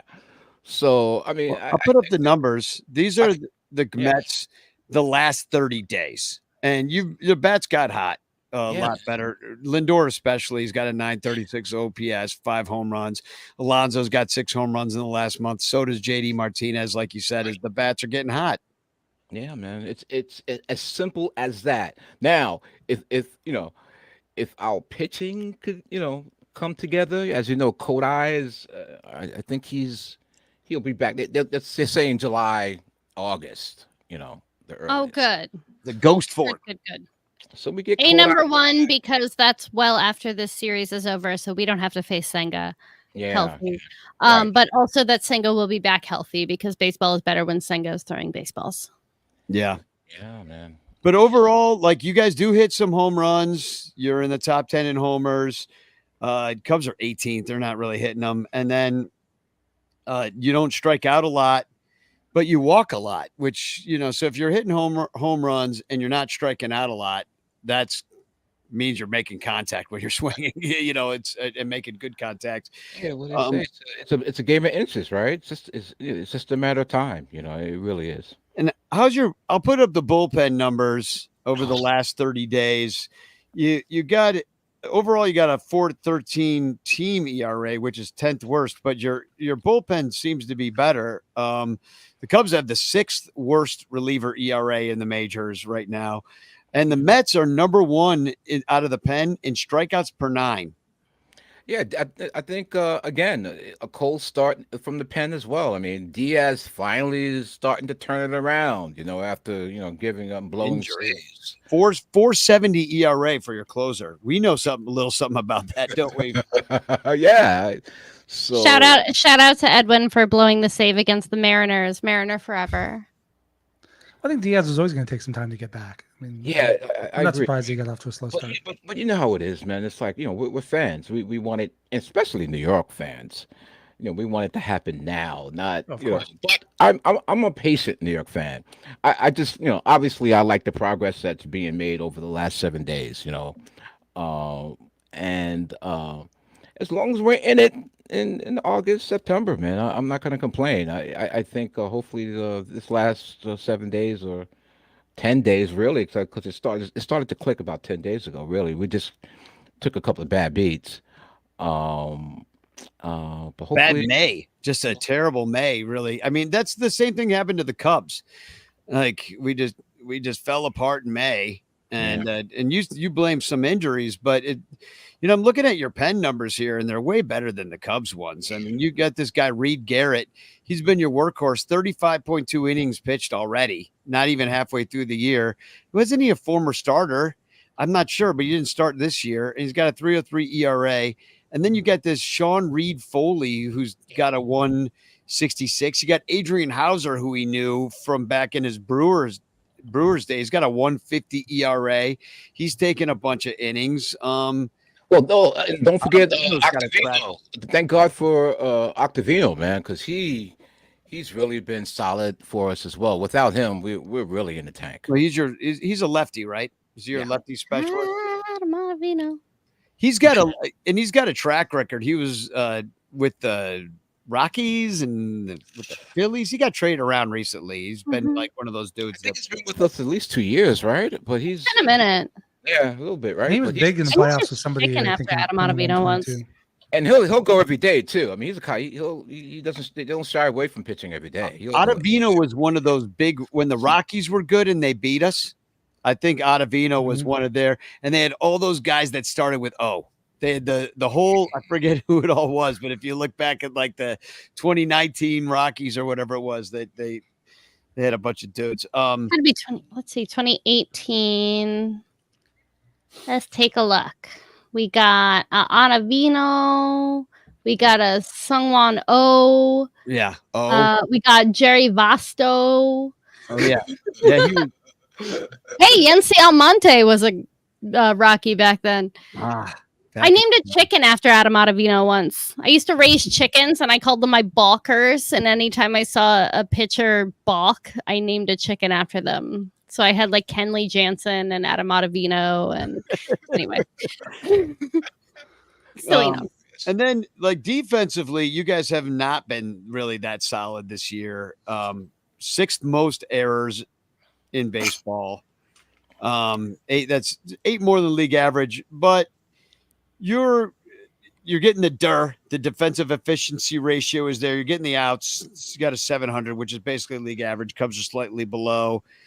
And the Cubs are really one of the only teams worse than you at the catcher position as far as throwing guys out on the base paths. Right.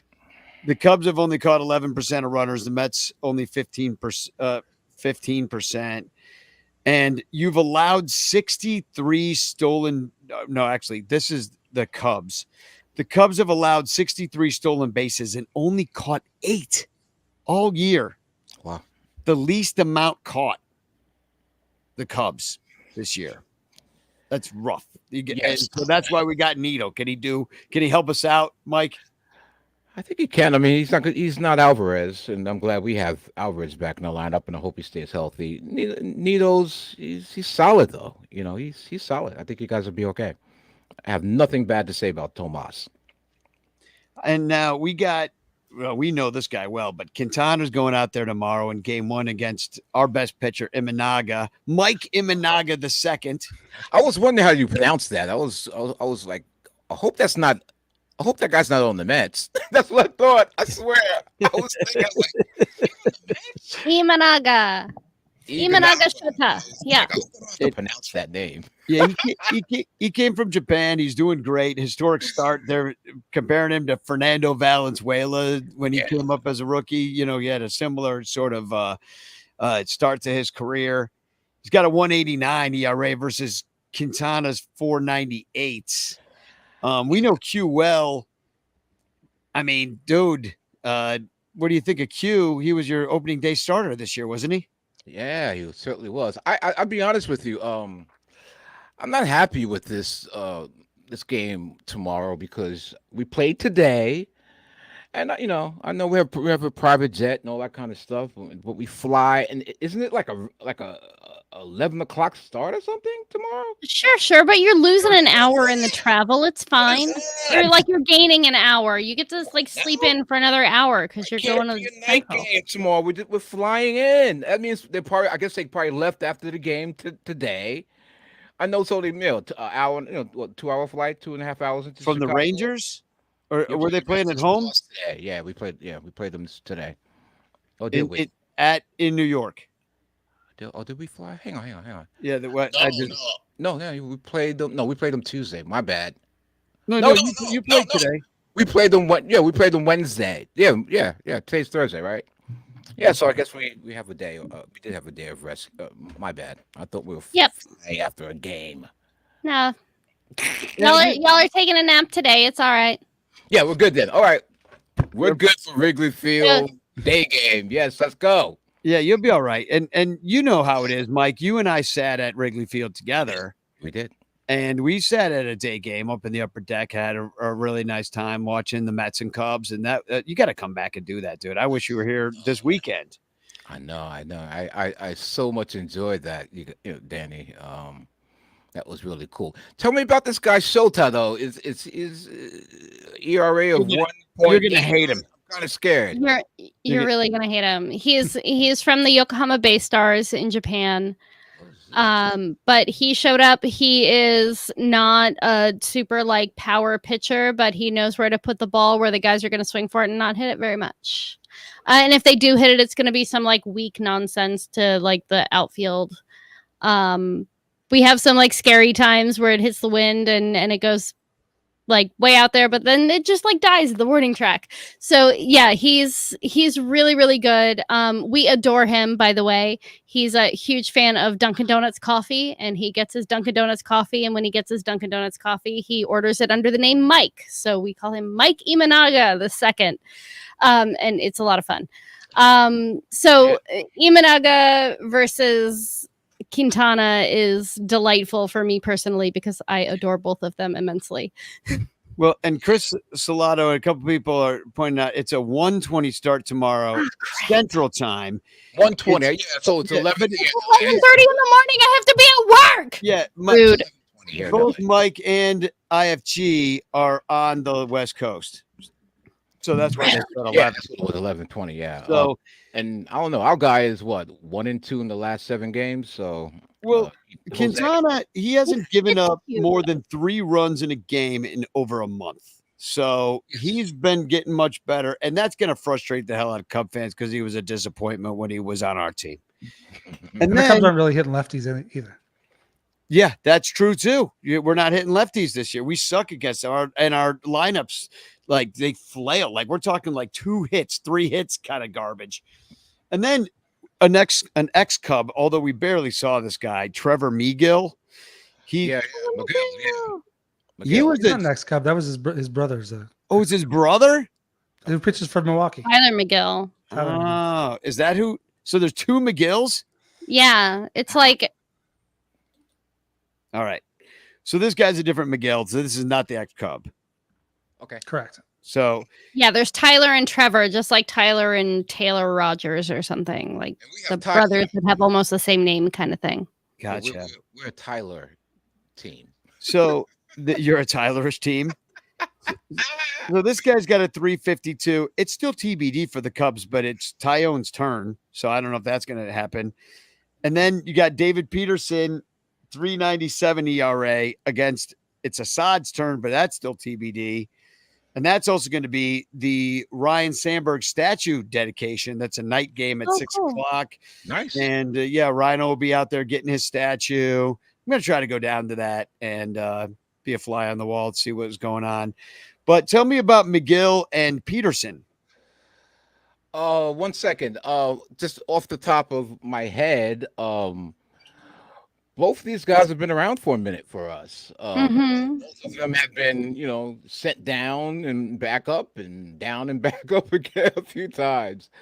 Out of the two, I think I trust Peterson more. Peterson's a guy I remember last year that when he was sent down, he threw a hissy fit and didn't want to get on the plane to go down to where, I guess Tidewater or wherever they were sending him. So the kid had guts, at least he was kind of mad that, what are you sending me down for? I think Peterson will probably, if I was a betting guy on this game, I think he'll probably show and have a better outing. But obviously McGill, I would like to have a good outing as well. But I would put, if I was betting, my money would be on Peterson to pull it out. So you're only predicting one win for the Mets this weekend? Hey man, you know what? It's Mets Cubs, Rocket. Anything could happen, dude, and it has. So, with that said, I would like to split. It's 4 games? It's 4 games, right?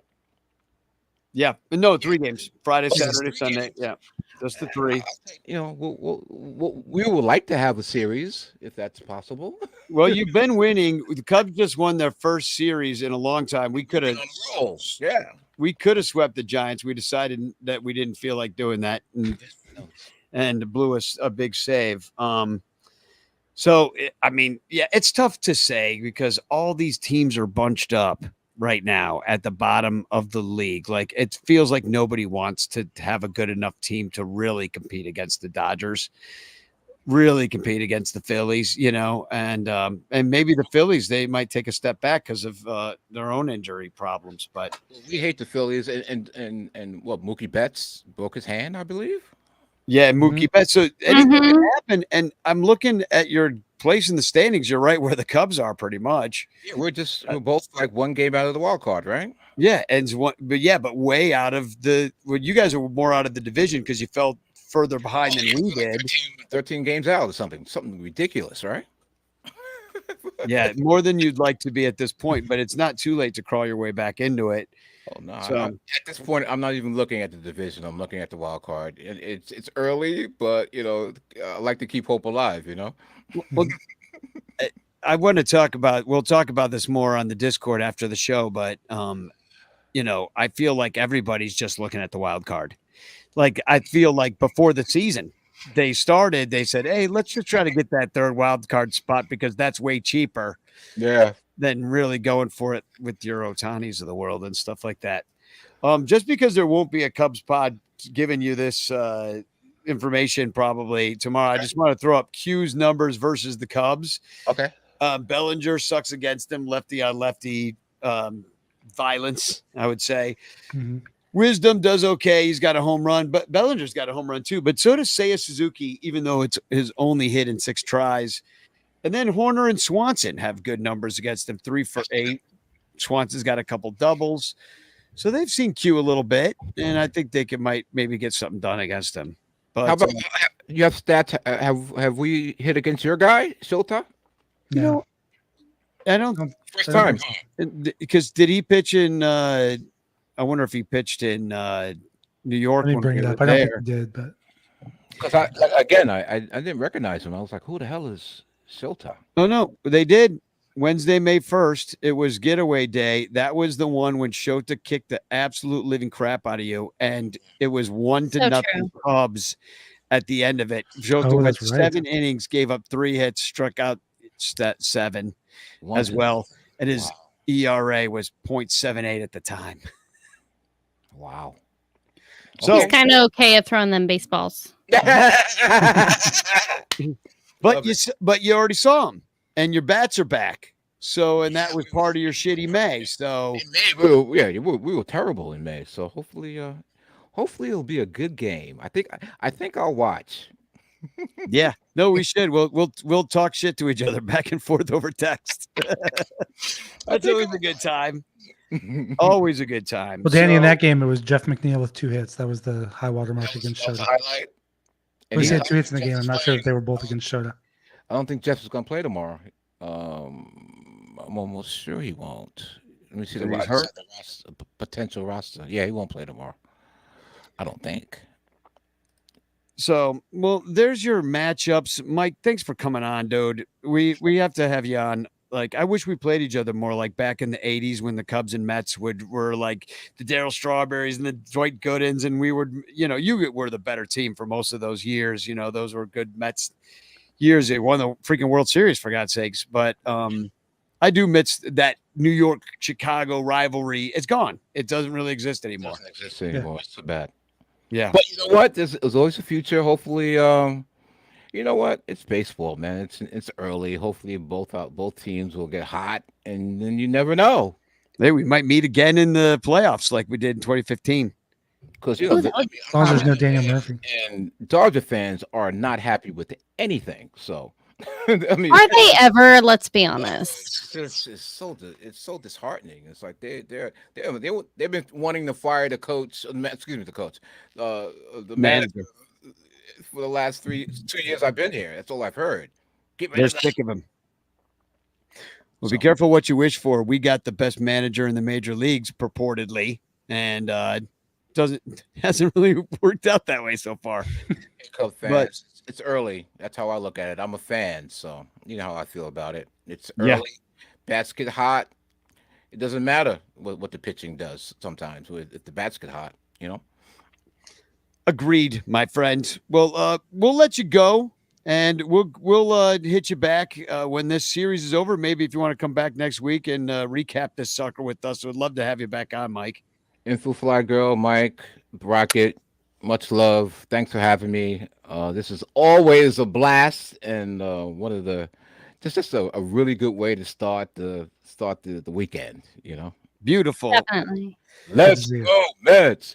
Let's go Mets. Let's go. Something like Let's go. Cut that. him off. I had to let him get a few out. No, I do have a little bit of a soft spot for the Mets. I didn't as a kid. I absolutely hated them as a kid. But yeah, I That know was a you great did race too. in '84, though. The Mets and Cubs were both good for the first time in a long time. Yeah, they were. Yeah, I and- congratulations to my dad. The 10 months after I was born, the Mets won their last World Series. So so you were there or you weren't? I was Right. 10 10 months months old when the Mets won their World Series. And that was the I always say my dad loved me enough not to raise me as a Mets fan. I think he knew that was the end of it all. They also are pretty suffering, that fan base, although they've won a few more championships than the Cubs, and they've had more bites at the apple, frankly. And they had that Mhm. fun Subway Series against the crosstown rival Yankees. Mhm. They almost won that, but I wish they did. So Cubstradamus, he sent in the exact same poem as last week because once again we're playing the Giants after the Mets, but I'm just gonna play it anyway just to remind everybody of what a jerk he is. Nobody followed the science when it came to the coronavirus, especially San Fran and their mask-wearing fans, the snowflakes that root for the Giants. Ha ha ha ha ha! Robert Kennedy, 2024. Cubstradamus is an asshole. I don't like him. Nobody likes him except for Robert Kennedy, which he wrote me a text today that he's his new campaign manager. Cubstradamus is Robert Kennedy's, Oh, which good. tracks. It just The math tracks. checks out. Yeah, it really does. Just a couple of announcements. It's Johnny Onomatopoeia's mom's Oh. birthday on Tuesday. Happy birthday, Johnny Mama Matapia. Yeah, I think she turned in 88, maybe 87. Mommy Jonomatopia. And Johnny. I went mommy onomatopoeia. Yeah, mommy Onomatopoeia. There we go. I was gonna get there eventually. Mommy Onomatopoeia. Now she's a Sox fan, grew up a Sox fan, actually in the Chicago area. But I went to a game at Comiskey with her just a couple of years ago, and their whole family after they were here for a funeral of because they still have family in the area. So just a cool woman and everything. So I don't know, just think of her that day. Also, I just want to say quick thanks to everybody who reached out to me. My mom's been in and out of the hospital. She's been really sick. If followed me on Twitter and Facebook, like a lot of people, like thousands of people reached out. Like thousands of people reached out, and it's really just made me feel super loved and supported. And she's in the hospital right now. Like she went back in today, still having trouble.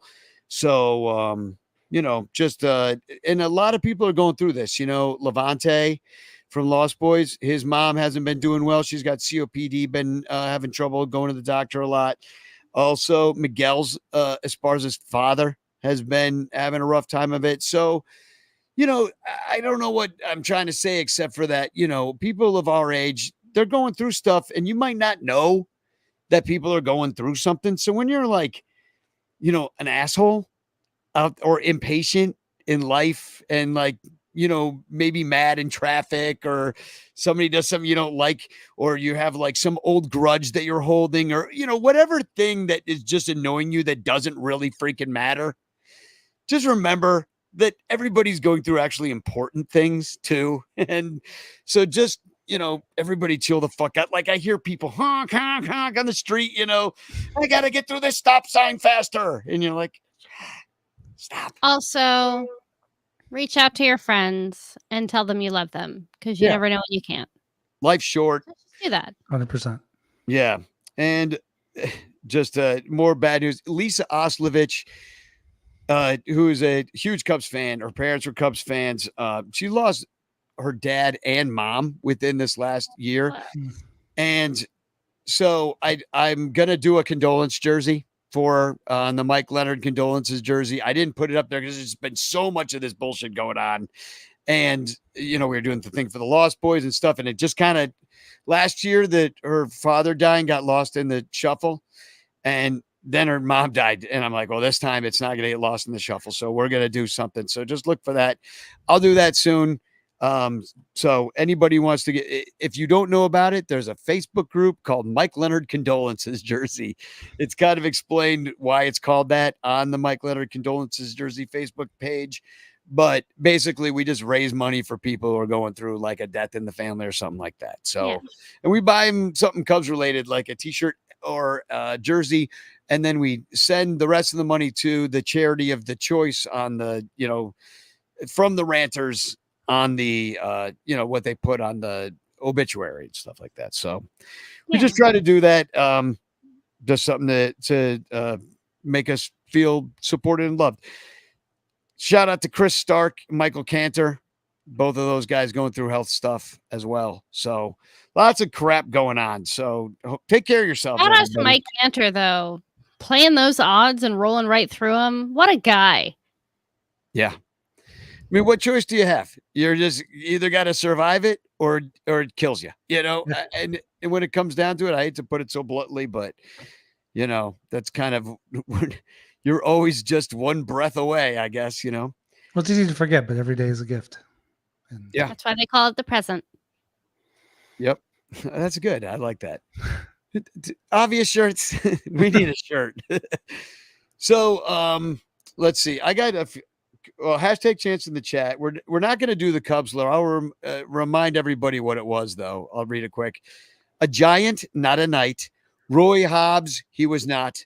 3 pennants, but no penance for a lady loved or a called shot. I believe that was this one. Tell me if I'm wrong, but Michael will be back with the Cubsler next week. Hashtag chance in the chat. I got some TFCs Does anybody else have one? I just got a couple. I might have one or two.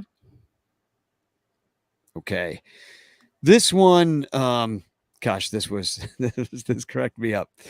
So this was out there on Facebook from Papa Ron Tennant on the Chicago Cubs page. He said, "Happy heavenly birthday to Hall of Famer Billy Williams." And then those 11 comments, let me tell you. Are they all, baby, I don't think Billy Williams is dead. Yeah, they let Papa Ron Tennant know that he was incorrect about that. So Alive and well, indeed.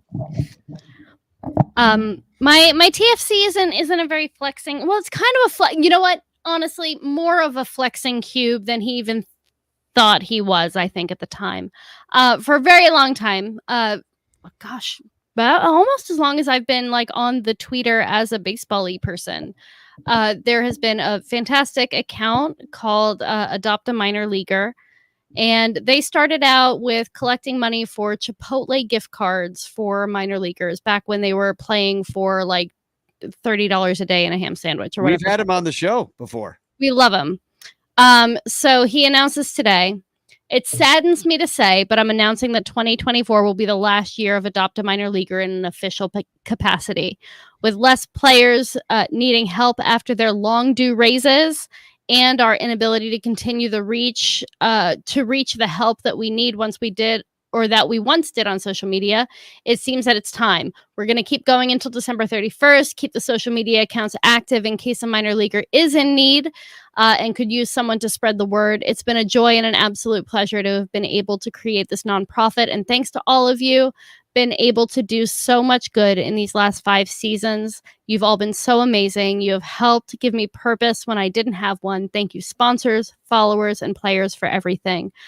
It is so bittersweet to see this account officially close the doors when they have done so much good work. And I really do feel like this is a moment of victory, because the reason they're really closing their doors is that the minor leaguers have succeeded. They're getting more money. They have more guaranteed housing for their families. This is a huge win. Even though it's a little bit, sad to see an account like this say out loud that they're going to close their doors. I really do feel like they should be lauded and congratulated for the amazing work that they've done over these last 5 years. So shout out to Adopt a Minor Leaguer. I love you immensely. Well, they really filled a huge gap. And I love that gap maybe doesn't need to be filled now. Maybe that's a good thing, but kudos to them for what they did. Well, and I think in many ways, just having an account like them be so successful and popular and getting mainstream press, it shames the hell out of Major League Baseball when they see that it's a regular occurrence that they have to raise money in like a non-for-profit situation to pay people that are working for billionaires who decided not to share the money.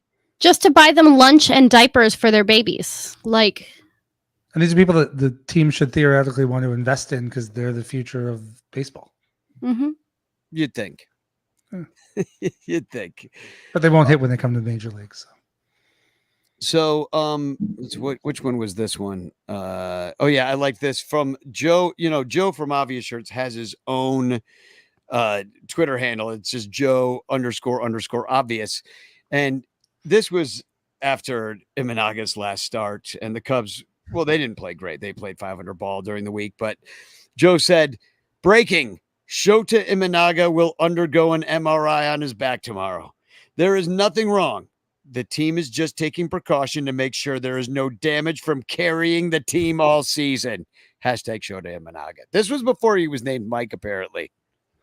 I'll tell you, the number of people who didn't read past the first sentence was amazing. It really was. I love you, Joe. Do you have another one? I have one more. Okay. Cool. This is from a Phillies fan. That's a MUFO of mine.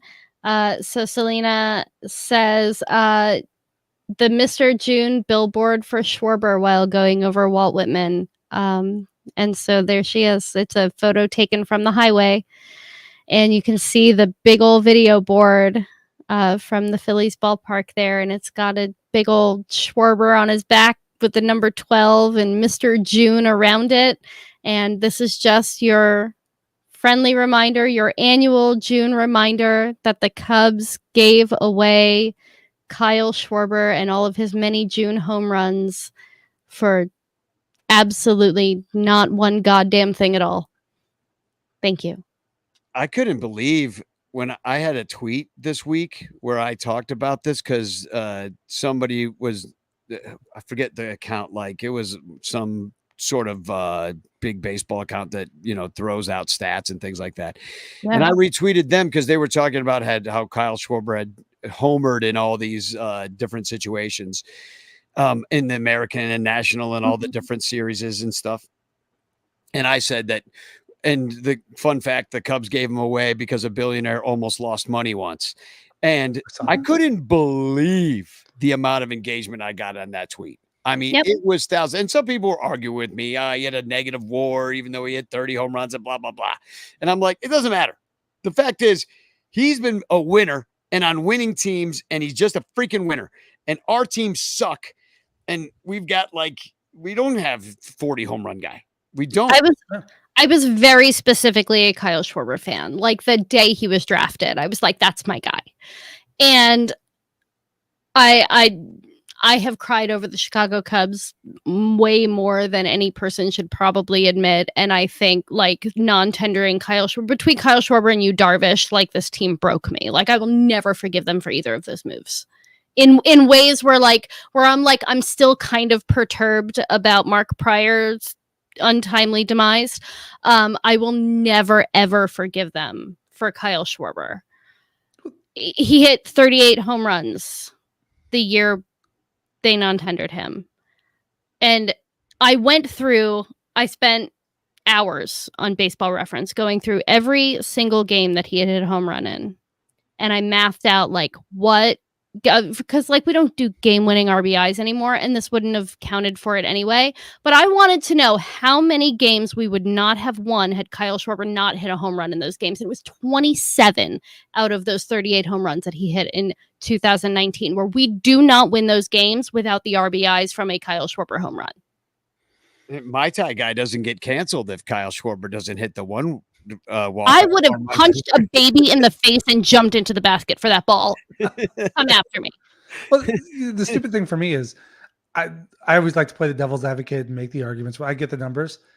They signed Jock Peterson for the same fucking money. Exactly. Slightly worth Kyle Schwarber. Yeah. Kyle Schwarber probably would have been traded in 2021 like everybody else was, but then they'd have gotten something for him. Right. Yeah, but don't you remember Jock Peterson? We turned into Bryce Ball. That was a slamming deal. We won that one. Something. I literally do not remember that person in the second. Power hitting first baseman that barely got past AA. Okay. He was Matt Mervis before Matt Mervis was Matt Mervis, pretty much. Yeah, it is sad that the great Schwarbito's out of it, and he just fit the Cubs so well. He was such a softball player. You know, he butchered left field for sure, but he had a much better arm than Hap could ever dream of. And I don't see Hap throwing out a lot of runners like Schwarber was, to the point where they stopped running on Schwarber's arm, if you recall. Yeah, they absolutely did after he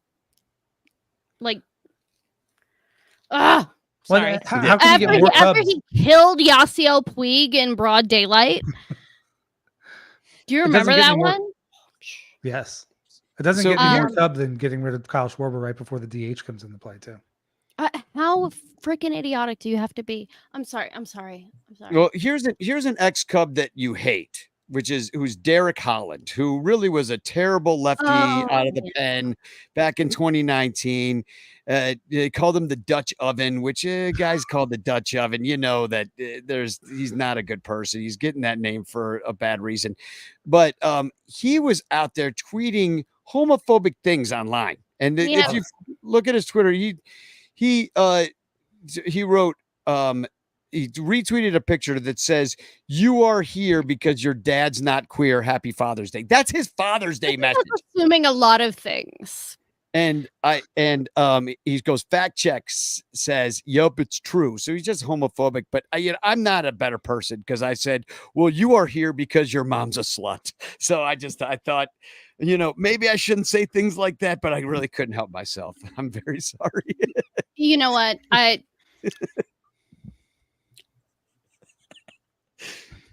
Look, it's June. My late father, God rest him, we lost him to COVID in 2020, but I have it on fantastic authority that he played an amazing Frankenfurter, and that I don't know.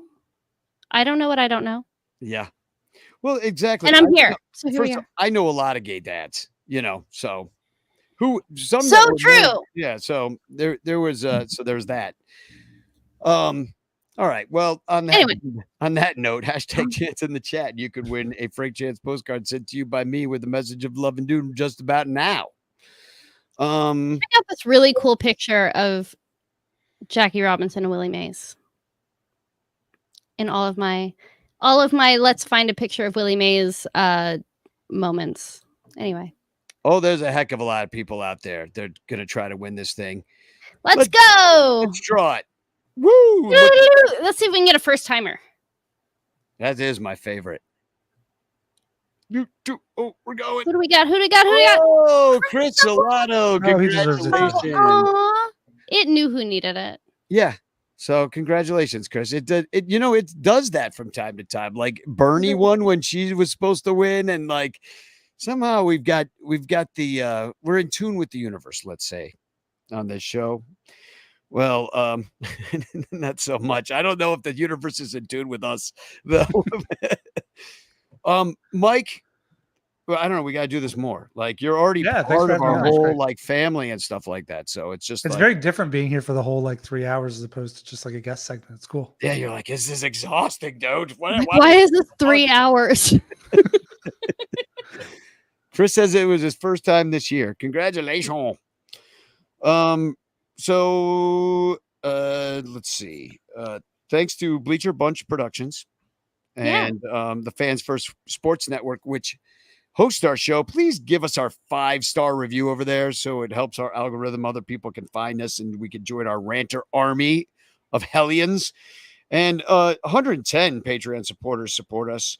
Blake Beard and his tickets, Rogue Wave Creative, Mike Waller, of course, who spent so much time here tonight, and his Cubs PS Plus podcast on the Bleacher Bunch Network, big supporter, and Matt Cameron's Permanent Paintings in the Clutch shirts. Find us all the places that things can be found. I don't need to tell you. I don't. Like people, if you don't know how to do that shit, I can't help you. X, Facebook, the places. Bill's DVR. Yeah, Bill's DVR. Watch us on Bill's DVR at his house. His address. Let's see. Let's look this up. Aurora, Illinois. That's it. That's the show. I'm gonna go at least for a little bit over to the Discord. I'll go and hang out there. Maybe 20 minutes or something like that. See what's up. So you got to be a Patreon member to do that. But anybody else have anything clever to say? No. No. I'm out of cleverness. Good night. I love you all. Yeah. Let's go beat the Mets up a little bit. Yeah, I like it. Like the old days. Spagog. Spagog. Deep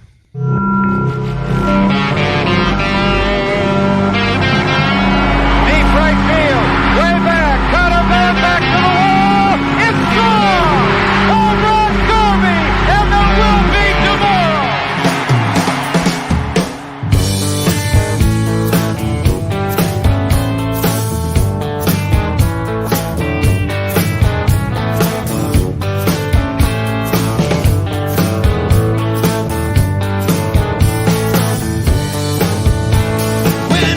Just a boy at 10 in 1984. Before I drank an old stout or my first shot of Malort.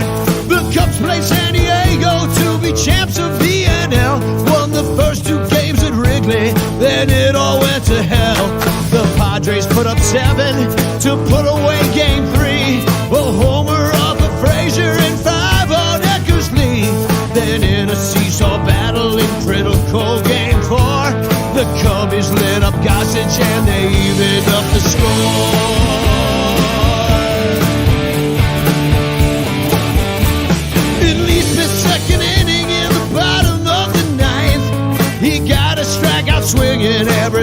was going fine. Then Lee gave up a single off the bat of Tony Gwynn. Steve Garvey hit a home run. The Padres got the win. He ran around the bases with his fist held in the air. His wrist up to his elbow is all covered in hair. It's a painful memory that broke my prepubescent heart. But I got PTSD from Steve Garvey's area.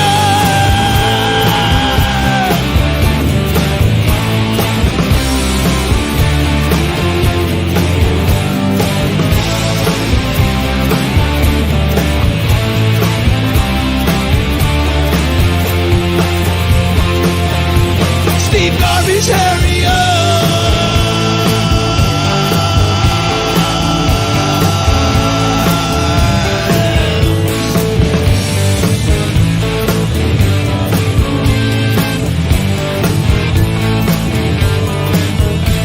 Then on a sunny Sunday, the Cubs led in Game 5. Durham and Davis homered, our hopes were still alive. The Padres got a couple in the bottom of the sixth. Oh, some singles and some sac flies gave it up by Sutcliffe. The bottom of the seventh started with the lead-off walk. They sacrificed the second. Templeton bunted the ball. Tim Flannery, a pinch hitter, was sent up to the plate. He hit the ball to Durham and it went right through his leg.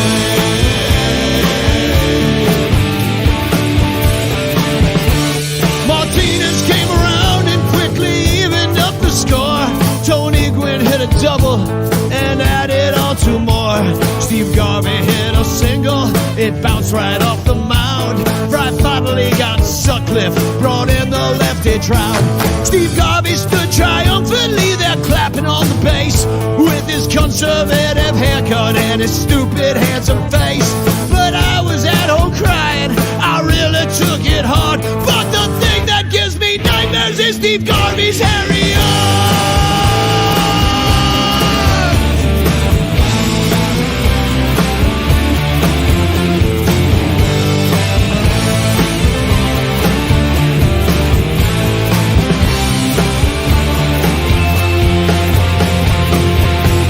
Steve Garvey's area.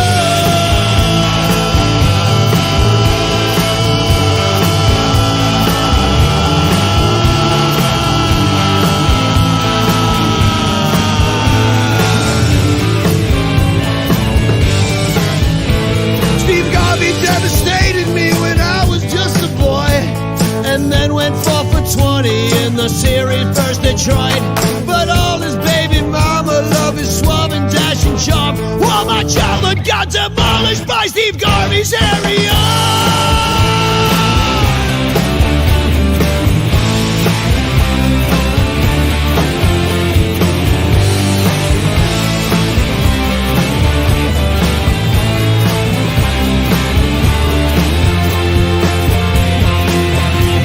Steve Garvey's area.